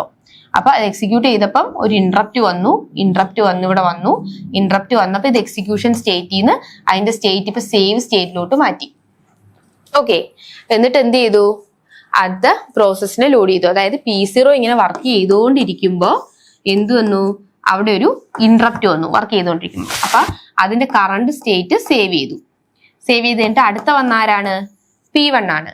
P1ന്റെ നേരത്തെ വല്ലതും ചെയ്തു വെച്ചിട്ടുണ്ടെങ്കിൽ അവിടെ തൊട്ട് സ്റ്റാർട്ട് ചെയ്യാൻ വേണ്ടി അതിന്റെ സ്റ്റേറ്റ് PCB1ലെ സ്റ്റേറ്റ് എന്താണോ അവിടെ ലോഡ് ചെയ്തു. ക്ലിയർ? അപ്പൊ ഇത്രയും നേരം ചെയ്തുകൊണ്ടിരിക്കുമ്പോൾ PCB0 എന്താണ്? PCB സീറോ എന്താണ്, ഇവിടെ എക്സിക്യൂഷൻ ഫേസിലായിരുന്നു, അത് പിന്നെ എന്തായി, ഐഡിയൽ ഫേസിലോട്ട് മാറി. കണ്ടോ, PCB0 ഐഡിയൽ ഫേസിലോട്ട് മാറി. കാരണം പിന്നെ ആരാ വർക്ക് ചെയ്തത്, P1 അല്ലേ വർക്ക് ചെയ്യുന്നത്, P0 അവിടെ വർക്ക് ചെയ്യുന്നില്ല. സോ PCB1 വർക്ക് ചെയ്തു. ഇനി PCB1 വർക്ക് ചെയ്തു, അപ്പൊ വേറൊരു സിസ്റ്റം കോൾ വന്നു. സിസ്റ്റം കോൾ വന്നപ്പം PCB1ന്റെ സ്റ്റേറ്റ്, അതായത് PCB ഇപ്പൊ റീലോഡ് ചെയ്തു, പിന്നെ കുറെ എക്സിക്യൂഷൻ ഒക്കെ ചെയ്ത് കഴിയുമ്പോൾ അത് വേറൊരു സേവ് സ്റ്റേറ്റിലോട്ട് മാറും. അതിന്റെ സേവ് സ്റ്റേറ്റ് നോക്കി അടുത്തത് PCB0യെ ലോഡ് ചെയ്തു. അതിന്റെ സേവ് സ്റ്റേറ്റ് ഇവിടെ എവിടെയാണോ നിർത്തിയത് അതിവിടെ റീലോഡ് ചെയ്തു. ക്ലിയർ? ഇതാണ് അതിന്റെ വർക്കിംഗ്. ഇത് ഡീറ്റെയിൽ ആയിട്ട് നമ്മുടെ ക്ലാസ്സിലുണ്ട്. എന്തെങ്കിലും ഡൗട്ട്സ് ഉണ്ടെങ്കിൽ ക്ലാസ് കാണണം. ഇനി അടുത്തത് key reasons for contact switch overhead. ഇത് ഇമ്പോർട്ടന്റ് ആണ്, ചോദിക്കാറുണ്ട്. കോണ്ടാക്ട് സ്വിച്ച് ഓവർഹെഡിന്റെ reasons. So saving your loading state, direct cost. The system must save the current task register, program counter, stack pointer to its process control block and load the stored state of the incoming task. This involves several kilobyte load store, especially if saving floating point or vector register. അതായത് നമ്മൾ നേരത്തെ എവിടെയാണോ നിർത്തി അതിന്റെ save state നോക്കി, പിന്നെ അടുത്ത പ്രോസസ്സിന്റെ save state എവിടെയാണോ നിന്ന് അതിനെ റീലോഡ് ചെയ്തു. ഓരോ പ്രാവശ്യം ഇതിന്റെ കറണ്ട് സ്റ്റേറ്റ് സേവ് ചെയ്യുന്നു, റീലോഡ് ചെയ്യുന്നു. അങ്ങനെ ചെയ്യുമ്പോഴത്തേക്കും നമുക്ക് എന്താണ്, ഒരുപാട് ഓവർഹെഡ് ആണ്. കാരണം അത്രയും നമ്മൾ എന്ത് ചെയ്യണം, ഡേറ്റ സ്റ്റോർ ചെയ്യാനായിട്ട് വേണം. അപ്പൊ സ്റ്റോറേജ് ലോഡ് ചെയ്യുകയും സ്റ്റോർ ചെയ്യുകയും ചെയ്യുമ്പോൾ നമുക്ക് എന്താണ്, അതിന്റെ സ്റ്റോറേജ് അതനുസരിച്ച് വേണം. അപ്പൊ അതനുസരിച്ച് അതിന്റെ കോസ്റ്റും കൂടുതലായിട്ട് വരും. ഇനി അടുത്തത് memory management, TLB flush. Switching between task often require switching virtual address space, causing the translation look aside buffer and cache to become invalid. അതായത് ഓരോ പ്രാവശ്യം സ്വിച്ച് ചെയ്യുമ്പോഴും ആ പ്രോസസ്സ് നമ്മുടെ മെയിൻ മെമ്മറി കൊണ്ടുവരണം, മെയിൻ മെമ്മറിയിൽ ഉണ്ടോ എന്ന് നോക്കണം, ഇല്ലെങ്കിൽ അത് സെക്കൻഡറി മെമ്മറി പോയി എടുക്കണം. അങ്ങനെ വരുമ്പോഴത്തേക്ക് ഇത്രയും പ്രാവശ്യം അതിന്റെ TLB എന്താ, translation look aside buffer. Third മൊഡ്യൂളിൽ നമ്മൾ TLB എന്താണ്, TLB ഹിറ്റ്, TLB മിസ് ഒക്കെ പഠിക്കുന്നുണ്ട്. അപ്പൊ അതിനകത്ത് ഈ ഓരോ പ്രാവശ്യവും ഇങ്ങനെ സ്വിച്ച് ചെയ്ത് നമ്മുടെ സെക്കൻഡറി മെമ്മറി പോയി നോക്കി, പ്രൈമറി മെമ്മറിയിൽ ഉണ്ടോ നോക്കി, പേജ് ടേബിളിൽ നോക്കി, അങ്ങനെ വരുമ്പോഴത്തേക്ക് അത് അത്രയും ട്രാൻസ്ലേഷൻസ് അല്ലെങ്കിൽ അത്രയും സ്വിച്ചിങ് അവിടെ നടത്തേണ്ടതായിട്ട് വരും. So the new task must reload into memory mapping lead to slow memory access initially. അപ്പൊ ഓരോ പുതിയ ടാസ്കുകൾ മെമ്മറിയിലേക്ക് വരുന്നതും എവിടുന്നാണ്, മെമ്മറിയിലേക്ക് ലോഡ് ചെയ്യണമെങ്കിൽ സെക്കൻഡറി മെമ്മറി പോയി ആ ടാസ്ക് എടുത്ത് മെയിൻ മെമ്മറി കൊണ്ടുവരണം, മെയിൻ മെമ്മറിയിൽ നിന്ന് എടുത്ത് CPU കൊണ്ടുവരണം. ഇത്രയും പ്രോസസ് ഒക്കെ കഴിഞ്ഞിട്ടാണ് അത് CPU എത്തുന്നത്. അപ്പൊ ഇങ്ങനെ അപ്പോൾ പെട്ടെന്ന് തന്നെ പറഞ്ഞാൽ CPU എത്തി, അത് അപ്പൊ തന്നെ മാറ്റി പിന്നെ അടുത്ത പ്രോസസ് വന്നു. ആ സ്വിച്ചിങ് വളരെയധികം ബുദ്ധിമുട്ടാണ്. സോ അതാണ് പറഞ്ഞത്, മെമ്മറി മാനേജ്മെന്റ് സ്വിച്ചിങ് കുറച്ചുകൂടെ ബുദ്ധിമുട്ടാണ്. ഇനി അടുത്തത് ideal CPU time. During the switch, the CPU is not executing user code, making it pure overhead that lead to overall system performance. അതായത് ഈ സ്വിച്ച് ചെയ്യുന്ന സെക്കൻഡുകൾ ഉണ്ടല്ലോ, അതായത് P1 വർക്ക് ചെയ്തുകൊണ്ടിരുന്നു, അപ്പൊ തന്നെ P2 ആക്കി, P2 വർക്ക് ചെയ്തുകൊണ്ടിരുന്നപ്പോ തന്നെ P3 ആക്കി, അല്ലെങ്കിൽ വീണ്ടും P1 വന്നു. അപ്പൊ ഈ ഇടയിലുള്ള സമയം ഉണ്ടല്ലോ, രണ്ട് പ്രോസസ്സുകൾ തമ്മിൽ സ്വിച്ച് ചെയ്യുമ്പോൾ അതിന്റെ ഇടയിലുള്ള സമയം, ആ സമയത്ത് CPU എന്തെടുക്കുമായിരിക്കും, CPU ഐഡിയൽ ആയിട്ടിരിക്കുക. അപ്പൊ അത്രയും സമയം CPU വർക്ക് ചെയ്യുന്നില്ല. അപ്പൊ നമ്മുടെ ആ വർക്കിംഗ് ടൈം എന്ന് പറയുന്നത് അതിന്റെ പെർഫോമൻസിന് ബാധിക്കും. CPU വർക്ക് ചെയ്യാതിരുന്നാൽ അതിന്റെ സിസ്റ്റം പെർഫോമൻസിനെ അത് വളരെയധികം ബാധിക്കും. അടുത്തത് operating system overhead. The scheduler must run to decide which process to run next. അതായത് ഷെഡ്യൂളർ തീരുമാനിക്കണം ഏത് പ്രോസസ് ആണ് അടുത്ത് റൺ ചെയ്യേണ്ടത്. അപ്പൊ ഷെഡ്യൂളർ ഒക്കെ ഇത് ഡിസിഷൻ എടുക്കണം. കുറച്ചുകൂടെ ഓവർഹെഡ് കൂടുതലാണ്. Cash ട്രാഷിംഗ്. Even after the switch, the new process may face cache miss because the cache is still filled with data from the previous process, causing further delay. അതായത് ഓരോ പ്രാവശ്യം മാറുന്തോറും അതിങ്ങനെ P1 വന്നു, P2 വന്നു, P3 വന്നു, വീണ്ടും P1 വന്നു, ഇങ്ങനെ ഓരോ പ്രാവശ്യം ചെയ്യുമ്പോൾ ഈ ക്യാഷ് ഫില്ലായിട്ടിരിക്കുക. അപ്പൊ ഈ ക്യാഷിൽ നിന്ന് ആ ഡേറ്റ എടുക്കുക എന്നുള്ളത് കുറച്ച് ബുദ്ധിമുട്ടാണ്. ഇനി factors affecting overhead. Frequency. Switching too often increase the percentage of time spend on overhead. അതായത് സ്വിച്ചിങ് കൂടുന്നതിനനുസരിച്ച് CPU അത്രയും ഐഡിയൽ ആയിട്ടിരിക്കും, അപ്പൊ അത്രയും അതിന്റെ പെർഫോമൻസിനെ ബാധിക്കും. അടുത്തത് hardware efficiency. System with fewer register or slower memory access experience higher overhead. അതായത് രജിസ്റ്ററോ അല്ലെങ്കിൽ മെമ്മറി ഒക്കെ വളരെ സ്ലോ ആണെങ്കിൽ നമുക്ക് സെക്കൻഡറിയിൽ നിന്ന് എടുത്ത് പ്രൈമറി കൊണ്ടുവന്നു, പ്രൈമറിയിൽ നിന്ന് എടുത്ത് CPU കൊണ്ടുവന്നു, വീണ്ടും CPU ഇരുന്നതിൻ്റെ അടുത്ത് മെയിൻ മെമ്മറി കൊണ്ടുവന്നു. ഇങ്ങനെയുള്ളത് വളരെയധികം മെമ്മറിയൊക്കെ സ്ലോവർ മെമ്മറിയൊക്കെ ആണെങ്കിൽ കുറച്ചുകൂടെ ബുദ്ധിമുട്ടായിരിക്കും. ഇതൊക്കെയാണ് നമ്മുടെ കോണ്ടാക്ട് സ്വിച്ചിങ് വഴിയുള്ള ഓവർഹെഡുകൾ. ഇനി അടുത്തത് explain various functions of operating system. Operating സിസ്റ്റത്തിന്റെ ഫംഗ്ഷൻസ് എന്തൊക്കെയാണെന്നാണ് ഈ ക്വസ്റ്റ്യനകത്ത് ഡിസ്കസ് ചെയ്യുന്നത്. എന്തൊക്കെയാണ്? ഓപ്പറേറ്റിംഗ് സിസ്റ്റം എന്ന് പറഞ്ഞാൽ ഒരു ഇന്റർമീഡിയറി ആണ് അല്ലെ. യൂസറും നമ്മളുടെ കമ്പ്യൂട്ടർ ഹാർഡ്വെയറും തമ്മിലുള്ള ഒരു ഇന്റർമീഡിയറി ആണ് നമ്മൾ എന്ത് പറയുന്നത്, ഓപ്പറേറ്റിംഗ് സിസ്റ്റം എന്ന് പറയുന്നത്. പലതരത്തിലുള്ള എന്തൊക്കെ ഫങ്ഷൻസ് ആണ്, അതായത് ഒരുപാട് ഫങ്ഷൻസ് ഓപ്പറേറ്റിംഗ് സിസ്റ്റം ചെയ്യുന്നുണ്ട്. ഏതൊക്കെയാണ്?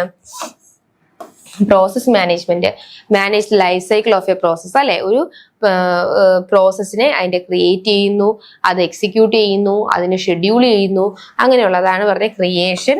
ആ പ്രോസസ്സ് ഏതാണ് എക്സിക്യൂട്ട് ചെയ്യേണ്ടതെന്ന് തീരുമാനിക്കുന്നു, സിങ്കർണൈസ് ചെയ്യുന്നു, രണ്ട് പ്രോസസ്സുകൾ തമ്മിൽ കമ്മ്യൂണിക്കേഷൻ നടത്തുന്നു, സിങ്കർണൈസ് ചെയ്യുന്നു, ടെർമിനേറ്റ് ചെയ്യുന്നു. ഇതെല്ലാം ചെയ്യുന്നത് ആരാണ്?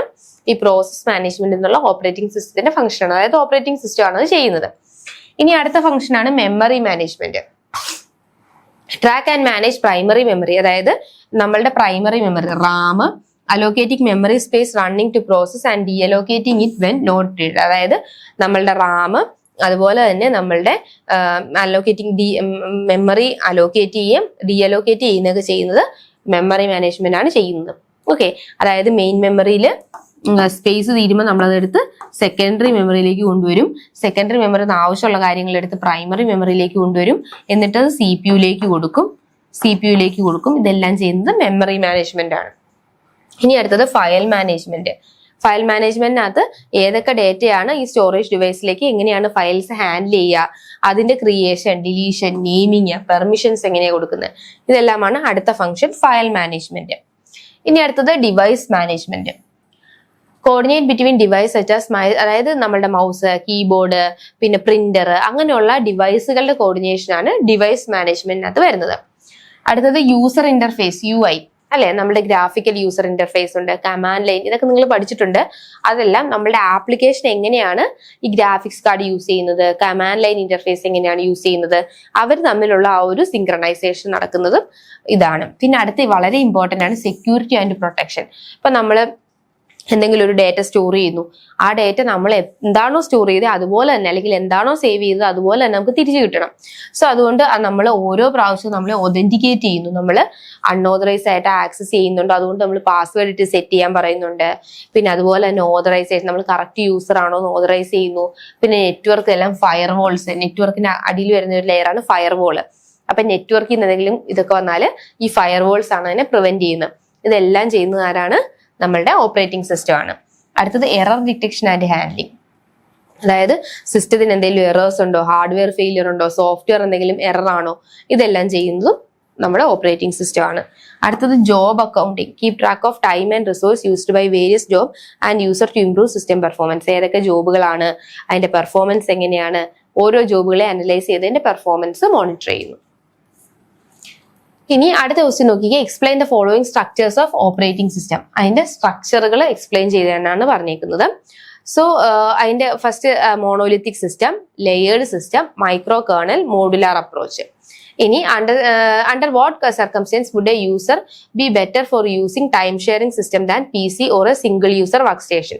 അതായത് നമ്മൾ ടൈം ഷെയറിംഗ് സിസ്റ്റം യൂസ് ചെയ്യുന്നതാണോ, അതുപോലെ തന്നെ അല്ലെങ്കിൽ ഒരു നമ്മുടെ സിംഗിൾ യൂസർ, ഏതെങ്കിലും ഒരു single user at a time ഒരു ഇതിൽ യൂസ് ചെയ്യുന്നതാണോ, അതോ ടൈം ഷെയറിംഗ് സിസ്റ്റം യൂസ് ചെയ്യുന്നതാണോ കുറച്ചും കൂടെ നല്ലത് എന്നുള്ളതാണ് ചോദിച്ചേക്കുന്നത്.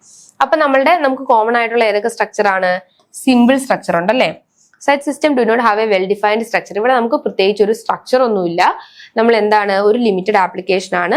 നമ്മളുടെ സാധാരണയായിട്ട് ഒരു ഓപ്പറേറ്റിംഗ് സിസ്റ്റം വർക്ക് ചെയ്യുന്നു. ആ ഓപ്പറേറ്റിംഗ് സിസ്റ്റത്തിനകത്തുള്ള basic functionality, memory management, device management, അങ്ങനെയുള്ള ബേസിക് ഫംഗ്ഷനാലിറ്റി മാത്രമേ ഇതിനകത്ത് വരുന്നുള്ളൂ. അല്ലെങ്കിൽ നമ്മുടെ IO ഒക്കെ ഹാൻഡിൽ ചെയ്യുന്നു. ഇത് നമ്മളുടെ സാധാരണയായിട്ടും ഇങ്ങനത്തെ ഓപ്പറേറ്റിംഗ് സിസ്റ്റം യൂസ് ചെയ്യുമ്പം causes the whole system to crash if one user system fails. അതായത് ഇതെല്ലാം ഒരു ഓപ്പറേറ്റിംഗ് സിസ്റ്റം ആണ് ഫുൾ കൺട്രോൾ ചെയ്യുന്നത്. ഇവിടെ മൾട്ടിപ്പിൾ ഇങ്ങനെയുള്ള സബ് ഗ്രൂപ്പുകളായിട്ടൊന്നും ഡിവൈഡ് ചെയ്തിട്ടില്ല. സോ അതുകൊണ്ട് ഈ സിമ്പിൾ സ്ട്രക്ചറിൽ ഏതെങ്കിലും ഒരു സിസ്റ്റം ക്രാഷ് ആയാൽ, അല്ലെങ്കിൽ ഏതെങ്കിലും ഒരു പ്രോസസ് ക്രാഷ് ആയാൽ എൻ്റയർ സിസ്റ്റം ക്രാഷ് ആവും. Next layered structure. Layered structure ആണെങ്കിൽ നോക്കിക്കേ, ഇങ്ങനെ ലെയർ 0, ലെയർ 1, ലെയർ അങ്ങനെ n ലെയേഴ്സ് ആയിട്ട് ഡിവൈഡ് ചെയ്തിട്ടുണ്ട്. So the OS split into piece and retain additional control over the system. അപ്പൊ കുറച്ച് ഇങ്ങനെ OS നമ്മൾ നമ്പർ ഓഫ് ലെയേഴ്സ് ആയിട്ട് ഡിവൈഡ് ചെയ്തിട്ടുണ്ട്. And the bottom layer 0 is the hardware. അതിനകത്ത് ഏറ്റവും ബോട്ടം ലെയർ 0 ആണ് നമ്മൾ ഹാർഡ്വെയർ എന്ന് പറയുന്നത്. ലെയർ n എന്ന് പറയുന്നത് യൂസർ മോഡ്, അതായത് കേർണൽ മോഡ്, യൂസർ മോഡ് ഉണ്ടെന്ന് നമ്മൾ പറഞ്ഞായിരുന്നല്ലോ. These layers are designed so that each layer use only low level functions. അപ്പൊ ഓരോ ലെവൽസും അതിന്റെ ലോ ലെവൽ ഫംഗ്ഷൻസ് ആണ് യൂസ് ചെയ്യുന്നത്. ഡീബഗിങ് ഇവിടെ നടക്കുന്നുണ്ട്. ഇതൊക്കെയാണ് നമ്മളുടെ ലെയേർഡ് സ്ട്രക്ചറിൽ. അടുത്തതാണ് micro kernel. Micro kernel structure. ഇതിനകത്ത് നമുക്ക് യൂസർ മോഡ് ഉണ്ട്, കേർണൽ മോഡ് ഉണ്ട്, ഹാർഡ്വെയർ ഉണ്ട്. ഇതിനകത്ത് ഓരോന്നും പ്രത്യേകം നടക്കുന്നുണ്ട്. ഇന്റർ പ്രോസസ്, 2 പ്രോസസ്സുകൾ കമ്മ്യൂണിക്കേറ്റ് ചെയ്യുന്നു. മെമ്മറി മാനേജ്മെന്റ് എങ്ങനെയാണ്, CPU എങ്ങനെയാണ് ഓരോ പ്രോസസ്സുകൾ ഷെഡ്യൂൾ ചെയ്യുന്നത്, അങ്ങനെയുള്ള കാര്യങ്ങളാണ്. യൂസർ മോഡ് ഡിവൈസുകൾ, ഇത് ഫയൽ സിസ്റ്റം ആക്സസ് ചെയ്യാം, ആപ്ലിക്കേഷൻ പ്രോഗ്രാംസ് ഒക്കെ നമുക്ക് ഇതിനകത്തേക്ക് കൊടുക്കാം. പിന്നെ അത് മൈക്രോ കേർണൽ വഴി എങ്ങനെയാണ് ഹാർഡ്വെയറിലേക്ക് എത്തുന്നത്. ഓക്കെ, അപ്പൊ അതാണ് ഇതിനകത്ത് പറഞ്ഞിരിക്കുന്നത്. അടുത്തത് മോഡുലാർ സ്ട്രക്ചർ. മോഡുലാർ സ്ട്രക്ചർ എന്ന് പറഞ്ഞാൽ ഒരു കോർ, ഒരു കേർണൽ ഉണ്ട്. ആ കേർണലിനെ ചുറ്റിപ്പറ്റിയാണ് ബാക്കിയുള്ള ഫയൽ സിസ്റ്റവും ബാക്കിയുള്ള എല്ലാ മൊഡ്യൂൾസും ഡിവൈസുകളും എല്ലാം ആ ഒരു കേർണലിനെ ചുറ്റിപ്പറ്റിയാണ് നിൽക്കുന്നത്. സോ ഇതിനകത്ത് ഒരു എക്സാമ്പിൾ എന്ന് പറഞ്ഞാൽ സോളാരിസ് എന്ന് പറയുന്ന ഒരു ഓപ്പറേറ്റിംഗ് സിസ്റ്റം ആണ് ഇതിന്റെ ഒരു എക്സാമ്പിൾ ആയിട്ട് വരുന്നത്. സോ ഇതൊരു ബെസ്റ്റ് ആണ്. കാരണം എന്താണെന്ന് വെച്ചാൽ ഈ കേർണലാണ് എല്ലാത്തിനും എന്ത് ചെയ്യുന്നത്, ലോഡ് ചെയ്യുകയും മൊഡ്യൂൾസും ഒക്കെ ചെയ്യുന്നത്. ക്ലിയർ? ഇനി അടുത്തത് രണ്ടാമത്തത്, നമ്മളുടെ യൂസറിന് നമുക്ക് എന്താണ് 3 കണ്ടീഷൻസ്, അതായത് ചീപ്പർ, ഫാസ്റ്റർ, ഈസിയർ. യൂസറിനെ സംബന്ധിച്ചിടത്തോളം ഒരു ഓപ്പറേറ്റിംഗ് സിസ്റ്റം സെലക്ട് ചെയ്യുമ്പോൾ നമുക്ക് എന്താണ്, ചീപ്പർ ആയിരിക്കണം, ഫാസ്റ്റർ ആയിരിക്കണം, അതുപോലെ തന്നെ ഈസിയർ ആയിട്ട് നമുക്ക് ആക്സസ് ചെയ്യാൻ പറ്റണം. For example, when a user pay administration cost, the cost is cheaper in the system sharing time than a single user computer. അതായത് നമ്മളിപ്പോ ഒരു കഫേ പോയി നമ്മളൊരു കമ്പ്യൂട്ടർ സ്വന്തമായിട്ട് വാങ്ങിക്കുന്നതിനെക്കാട്ടി നല്ലത് നമ്മൾ ഷെയർ ചെയ്ത് ഉപയോഗിക്കുന്ന ആ സെയിം സിസ്റ്റം തന്നെയാണ് നമ്മൾ ടൈം ഷെയറിംഗ് അല്ലെങ്കിൽ അങ്ങനത്തെ ഉള്ള സിസ്റ്റം ആകുമ്പോൾ നമുക്ക് കോസ്റ്റ് വളരെയധികം കുറവായിരിക്കും. If you are using a simulation or calculation that take too longer to work on single PC or workspace, അതായത് നമ്മളൊരു സിംഗിൾ സിസ്റ്റം യൂസ് ചെയ്യുമ്പോൾ ആ സിംഗിൾ സിസ്റ്റം യൂസ് ചെയ്യുമ്പോൾ ഒരുപാട് ടൈം അത് വർക്ക് ചെയ്യാനായിട്ട് എടുക്കും. നമ്മൾ മൾട്ടിപ്പിൾ സിസ്റ്റത്തിലേക്കാണ് ആ പ്രോസസ്സുകൾ. ഇപ്പൊ ഒരു കാൽക്കുലേറ്റർ എന്ന് പറഞ്ഞ ഫംഗ്ഷനകത്ത് സം ഉണ്ട്, ഡിവിഷൻ ഉണ്ട്, മൾട്ടിപ്ലിക്കേഷൻ ഉണ്ട്, ഇത്രയുണ്ട്. അത് നമ്മൾ ഓരോ ഇതിലേക്കും കൊടുക്കുകയാണെങ്കിൽ നമുക്ക് ലാസ്റ്റ് എന്ത് ചെയ്യാം, ഇതെല്ലാം കൂടെ കമ്പൈൻ ചെയ്താൽ മതി. ഈ സെയിം സിസ്റ്റം തന്നെ ഇത് 3 എണ്ണവും കൂടെ പെർഫോം ചെയ്യുമ്പോൾ ഒരുപാട് സമയം എടുക്കും. If the user is mobile and does not have a portable computer to manage it, he can remotely connect to a time allocated system and perform his duties. അതായത് നമുക്ക് പോർട്ടബിൾ കമ്പ്യൂട്ടർ ഒന്നും അല്ല, നമുക്ക് remotely connect ചെയ്യാം. അപ്പം നമുക്ക് സ്ലൈഡുകൾ തന്നെ ഗൂഗിൾ സ്ലൈഡ് ആണെങ്കിൽ നമുക്ക് എവിടെ ഇരുന്ന് വേണമെങ്കിലും ഈ സ്ലൈഡ് പ്രിപ്പയർ ചെയ്യാം, അല്ലെ? പക്ഷെ നമ്മൾ ഒരു പവർ പോയിന്റിലാണെങ്കിലോ നമുക്ക് ആ സിസ്റ്റത്തിൽ തന്നെയാണ് ചെയ്യാൻ പറ്റുള്ളൂ. ആ ഒരു ഡിഫറൻസ് ആണ് ഇതിനകത്ത് പറഞ്ഞേക്കുന്നത്. ഇനി അടുത്ത question, some other important questions നമുക്ക് നോക്കാം. Explain process scheduling algorithm. Process scheduling algorithm എങ്ങനെയാണ്, എന്താണ് process scheduling algorithm? Process scheduling algorithm എന്തിനു വേണ്ടിയിട്ടാണ്? നമ്മൾ ഓരോ പ്രോസസ്സുകളും എന്തിനാണ് അല്ലെങ്കിൽ ഏത് പ്രോസസ്സിനെയാണ് നമ്മൾ അടുത്തത് CPU കൊടുക്കേണ്ടതെന്ന് തീരുമാനിക്കുന്നതാണ് എന്ത്, പ്രോസസ് ഷെഡ്യൂളിംഗ് അൽഗോരിതം. അതിനകത്ത് മെയിൻ ആയിട്ട് വരുന്നതാണ് SJF, shortest job first, priority scheduling, പിന്നെ അതുപോലെ തന്നെ FCFS, റൗണ്ട് റോബിൻ. ഈ 4 അൽഗോരിതമാണ് നമ്മൾ മെയിൻ ആയിട്ട് പഠിച്ചത്. അത് നമ്മൾ എന്ത് ചെയ്യും, അത് നമുക്ക് വേണമെങ്കിൽ കമ്പയർ ചെയ്തുള്ള ക്വസ്റ്റ്യൻസ് ചോദിക്കാം. Compare the average waiting time, compare the average waiting time, അല്ലേ? കണ്ടോ, ആൻഡ് കമ്പയർ ആവറേജ് വെയിറ്റിംഗ്. ഇപ്പൊ 2 ഇത് തന്നിട്ട് SJF-ഉം പ്രയോറിറ്റി ഷെഡ്യൂളിംഗ് എഴുതാൻ പറഞ്ഞിട്ട് and compare the average waiting time, അതിന്റെ വെയിറ്റിംഗ് ടൈം കമ്പയർ ചെയ്യുക. അങ്ങനെ ഒരു ക്വസ്റ്റ്യൻ വരാൻ സാധ്യതയുണ്ട്. അപ്പൊ നിങ്ങൾ ഇതൊരു എക്സാമ്പിൾ എടുക്കുക, ആ എക്സാമ്പിൾ സെയിം തന്നെ എക്സാമ്പിൾ എടുക്കുക, എന്നിട്ട് രണ്ടും തമ്മിൽ ചെയ്യുമ്പോൾ അതിന്റെ വെയിറ്റിംഗ് ടൈം എങ്ങനെയാണെന്ന് നോക്കുക. ക്ലിയർ? അങ്ങനെ ഓരോന്നും വെച്ച് കമ്പയർ ചെയ്യാൻ ചോദിക്കാറുണ്ട്. ഇനി അടുത്ത explain multi threading with its benefits. Multi threading അതിന്റെ ബെനിഫിറ്റ്സും. മൾട്ടി ത്രെഡിംഗ് എന്ന് പറഞ്ഞാൽ എന്താ, ഒരു പ്രോസസ്സിനകത്ത് നമ്മൾ എന്താണ് പല പല ത്രെഡുകൾ നമ്മൾ ചെയ്യുന്നു. അപ്പം കോണ്ടാക്ട് സ്വിച്ചിങ് എളുപ്പമാണ്. പിന്നെ അതുപോലെ തന്നെ ഇതിന്റെ കുറെ പ്രോഗ്രാം സ്റ്റാക്ക് ഇതെല്ലാം നമ്മൾ ഇതിനകത്ത് ഷെയർ ചെയ്യുന്നതുകൊണ്ട് കുറച്ചുകൂടി എക്സിക്യൂഷൻ വളരെയധികം ഈസിയാണ്. അങ്ങനെ പറഞ്ഞ് കുറേ നമ്മൾ ഒരു 10-12 നമ്മൾ ബെനിഫിറ്റ്സ് പറഞ്ഞിട്ടുണ്ട്, അല്ലെ? റെസ്പോൺസീവ്നെസ് കൂടുന്നു, ടൈം കുറച്ചുകൂടെ നമുക്ക് ലാഭിക്കാൻ പറ്റും. അങ്ങനെയുള്ള ഒരുപാട് ബെനിഫിറ്റ്സുകൾ നമ്മൾ ക്ലാസ്സിൽ ഡിസ്കസ് ചെയ്തിട്ടുണ്ട്. സോ അതാണ് അതിനകത്ത് എഴുതേണ്ടത്. ഇനി അടുത്ത describe the role of bootstrap loader in booting a computer system. Bootstrap loader എങ്ങനെയാണ് ഒരു ബൂട്ടിംഗ് പ്രോസസ് എന്ന് പറഞ്ഞാൽ എന്താ, കമ്പ്യൂട്ടർ സ്റ്റാർട്ട് ചെയ്ത് വരുമ്പോൾ അതിനകത്ത് ഇനീഷ്യൽ ആയിട്ട് കുറേ പ്രോഗ്രാമുകളും ഇതെല്ലാം ലോഡ് ചെയ്ത് വരും, ഓട്ടോമാറ്റിക് ആയിട്ട് ലോഡ് ചെയ്യും. അതിനെയാണ് ബൂട്ടിംഗ് പ്രോസസ് എന്ന് പറഞ്ഞാൽ. അപ്പൊ ബൂട്ട്സ്ട്രാപ്പ് ലോഡർ ആണ് അത് ചെയ്യുന്നത്. അപ്പൊ ബൂട്ട്സ്ട്രാപ്പ് ലോഡർ എങ്ങനെയാണ് അത് വർക്ക് ചെയ്യുന്നത് എന്നുള്ളതാണ് അതൊരു ഷോർട്ട് ആൻസർ ക്വസ്റ്റ്യൻ ആയിട്ട് ചോദിക്കാൻ സാധ്യതയുണ്ട്. അടുത്തത്, what is the purpose of system call and also describe how a system call made by user application is handled. അതായത് സിസ്റ്റം കോൾസ് എന്താണ്, അല്ലെ? സിസ്റ്റം കോൾസ് എങ്ങനെയാണ് ഒരു യൂസർ ആപ്ലിക്കേഷനിൽ ഒരു സിസ്റ്റം കോൾ വന്നാൽ അതെങ്ങനെയാണ് ഹാൻഡിൽ ചെയ്യുന്നത്, നമ്മൾ ഇന്ററപ്റ്റ് വന്നാൽ എങ്ങനെയാണ് ഹാൻഡിൽ ചെയ്യുന്നത്, സിസ്റ്റം കോൾ വന്നാൽ എങ്ങനെയാണ് ഹാൻഡിൽ ചെയ്യുന്നതെന്ന് സിസ്റ്റം കോൾസിന്റെ ഒരു സെക്ഷൻ ഡിസ്കസ് ചെയ്തിട്ടുണ്ട്. അപ്പൊ അതിനകത്ത് അതിന്റെ പോയിന്റ്സുകൾ ഉണ്ട്. അപ്പൊ ഇത്രയൊക്കെയാണ് നമുക്ക് കുറച്ചുകൂടി ചോദിക്കാൻ സാധ്യതയുള്ള ക്വസ്റ്റ്യൻസ്. അപ്പൊ ഇന്നത്തെ ക്ലാസ്സിൽ നമ്മൾ മൊഡ്യൂൾ 1 ചോദിക്കാൻ സാധ്യതയുള്ള ഇമ്പോർട്ടന്റ് ആയിട്ടുള്ള ക്വസ്റ്റ്യൻസുകളാണ് ഡിസ്കസ് ചെയ്തത്. അപ്പം ഇത് വളരെയധികം ഇമ്പോർട്ടന്റ് ആണ്. നിങ്ങൾ ഇത് കുറച്ചുകൂടെ ഫോക്കസ് ചെയ്ത് പഠിക്കണം. With this I am concluding this session. Thank you. Keep watching once.